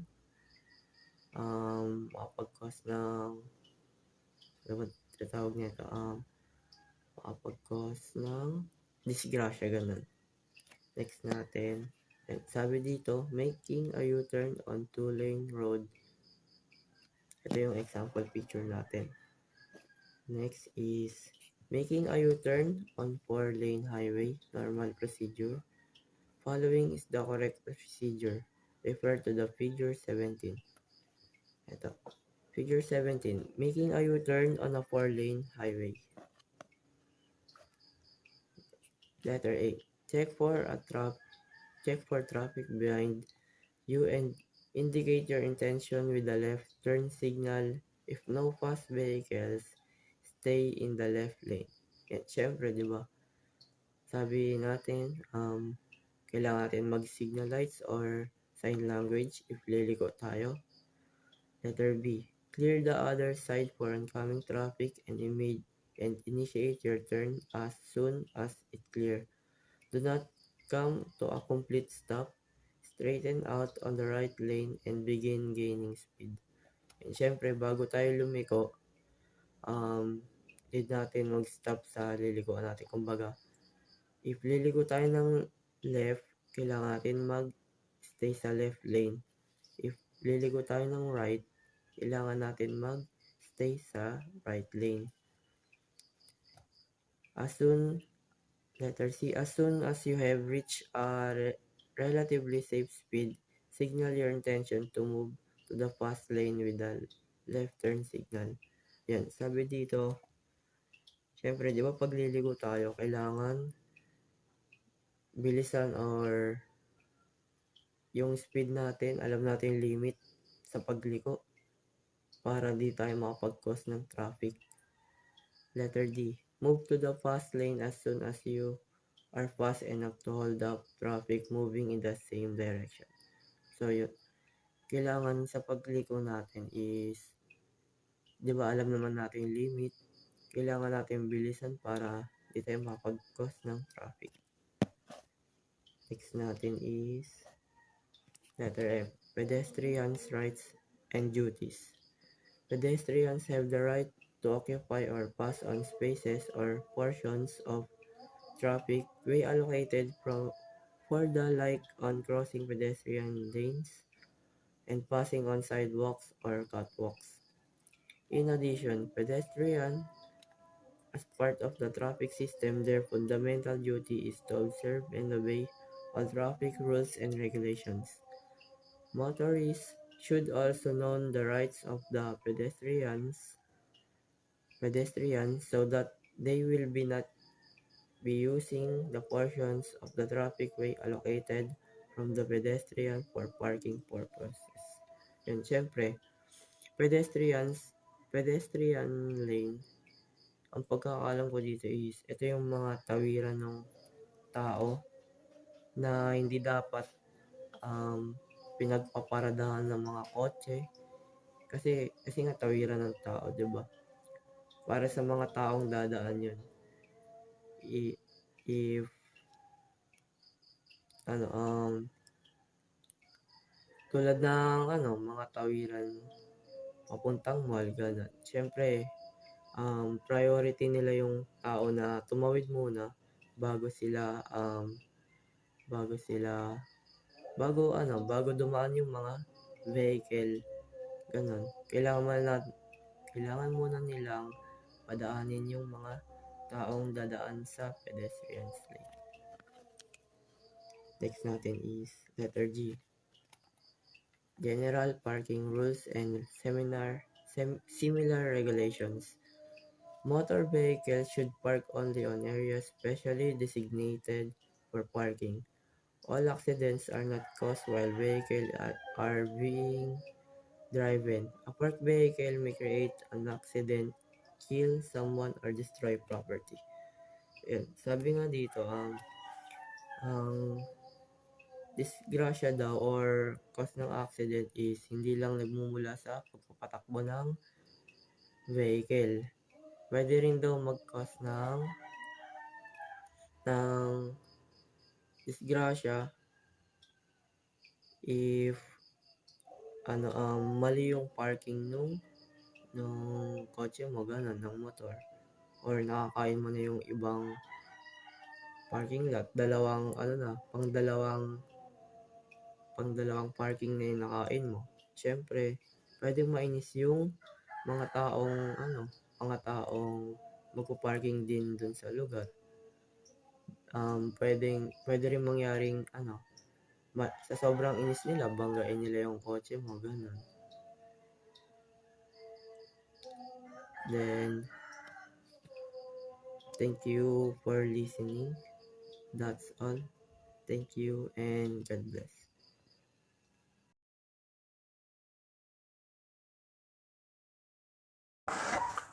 Parking on cities. In cities and towns, unless otherwise directed by city's municipal ordinance, motor vehicle will park parallel and with 12 inches of the curb. For additional precautions while parking observed in the following. Yung nga, sa cities or sa iba pang lugar, ang tamang pagpapark ng mga sasakyan is dapat pasok doon sa may parallel at dapat may space ng 12 inches distance mula sa curb para maiwasan din ang mga problema. Maaari ring mahirapan ang mga driver kapag magpapark kung di sila susunod sa rule of regulations. Downhill without curb. Kung ikaw ay kung ikaw ay magpa-park pa downhill, kailangan mo i-turn yung steering wheel pa kanan papunta sa curb para maiwasan yung mga paggulong ng iyong sasakyan pababa at baka ito pa maging sanhi ng disgrasya mo. C. Uphill without curb. Yung nga, uphill without curb. Sa uphill without curb naman po, yung singles ng iyong sasakyan is dapat may wheels mo ay laging naka-turn sa right to avoid to accidents. Ayun nga, parking on highway. On a rural, full entirely of pavements of park whenever practicable, turn on your parking lights. Yung nga, ang parking lights ay dapat na palaging gamitin mo sa mga sitwasyon na mahirap kang makita ng ibang mga driver. dahil delikado sa kanila at sa iyo na hindi mo gamit sa kanila at sa iyo na hindi ka makikita. Yun nga.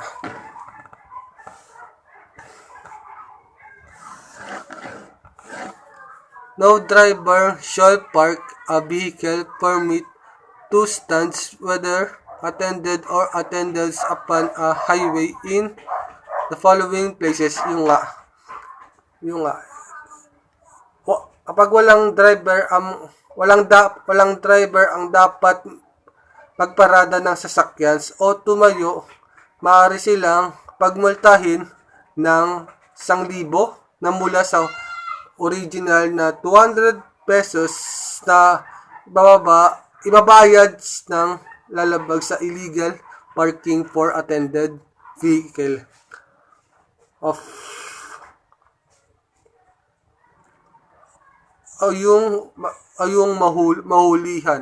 mahulihin illegal na nakaparada na may sakay o bantay. Samantala, 2,000 pesos naman mula 500 multa sa illegal parking for unattended vehicle o mga mahuhuling sasakyan na walang bantay. Papatawan naman ng 1,000 na multa sa dating 500 pesos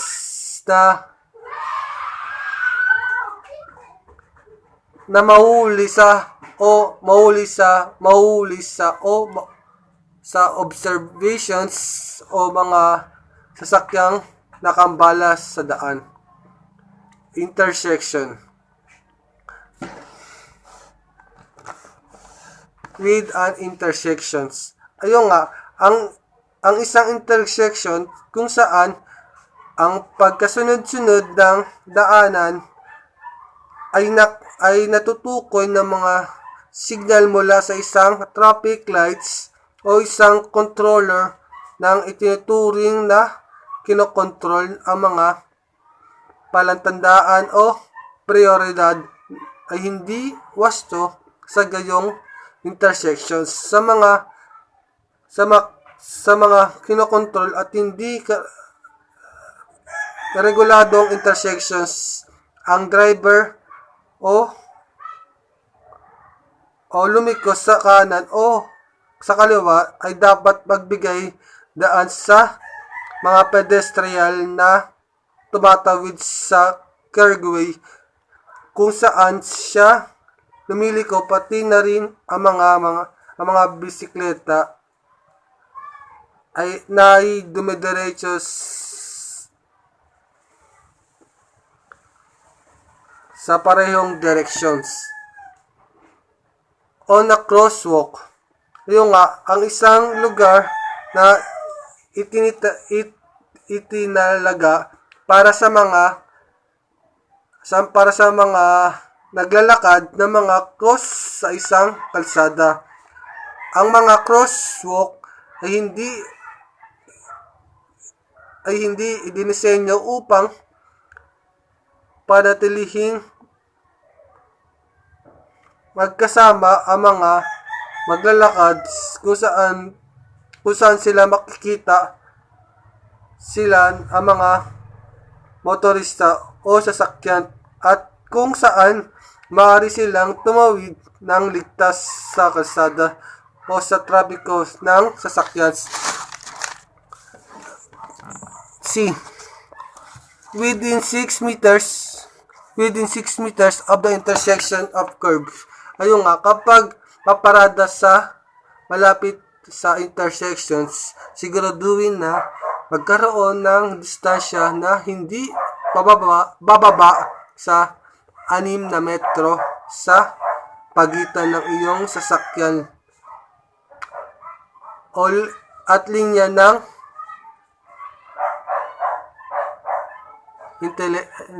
intersection. D. Within 4 meters of the driveway and entrance to any fire station. Yung nga, illegal siya na pumarada sa entrance o exit ng bumbero. Kung paparada kayo sa malapit sa entrance ng fire stations, siguraduhin na magkaroon ng distansya na hindi bababa sa 4 na metro pagitan ng iyong sasakyan.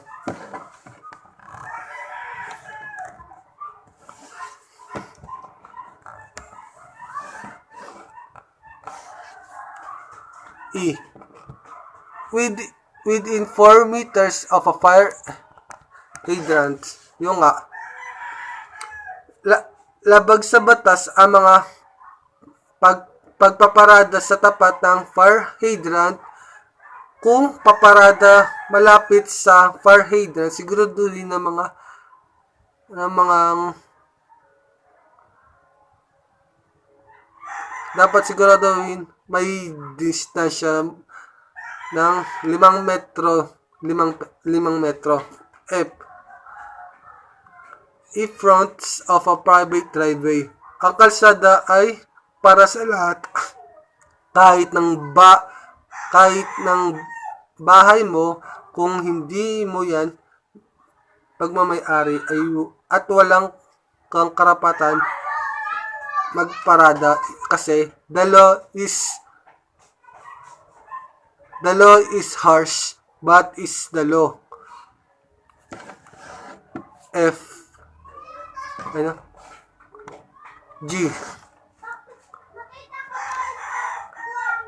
G. Sa kabilang sides ng highway,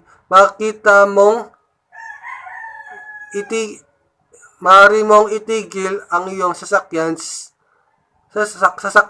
kung ikaw ay may aayusin sa iyong sarili or sa iyong sasakyan. Dito maaring maiwasan ang mga pagkakaroon ng mga traffic. F.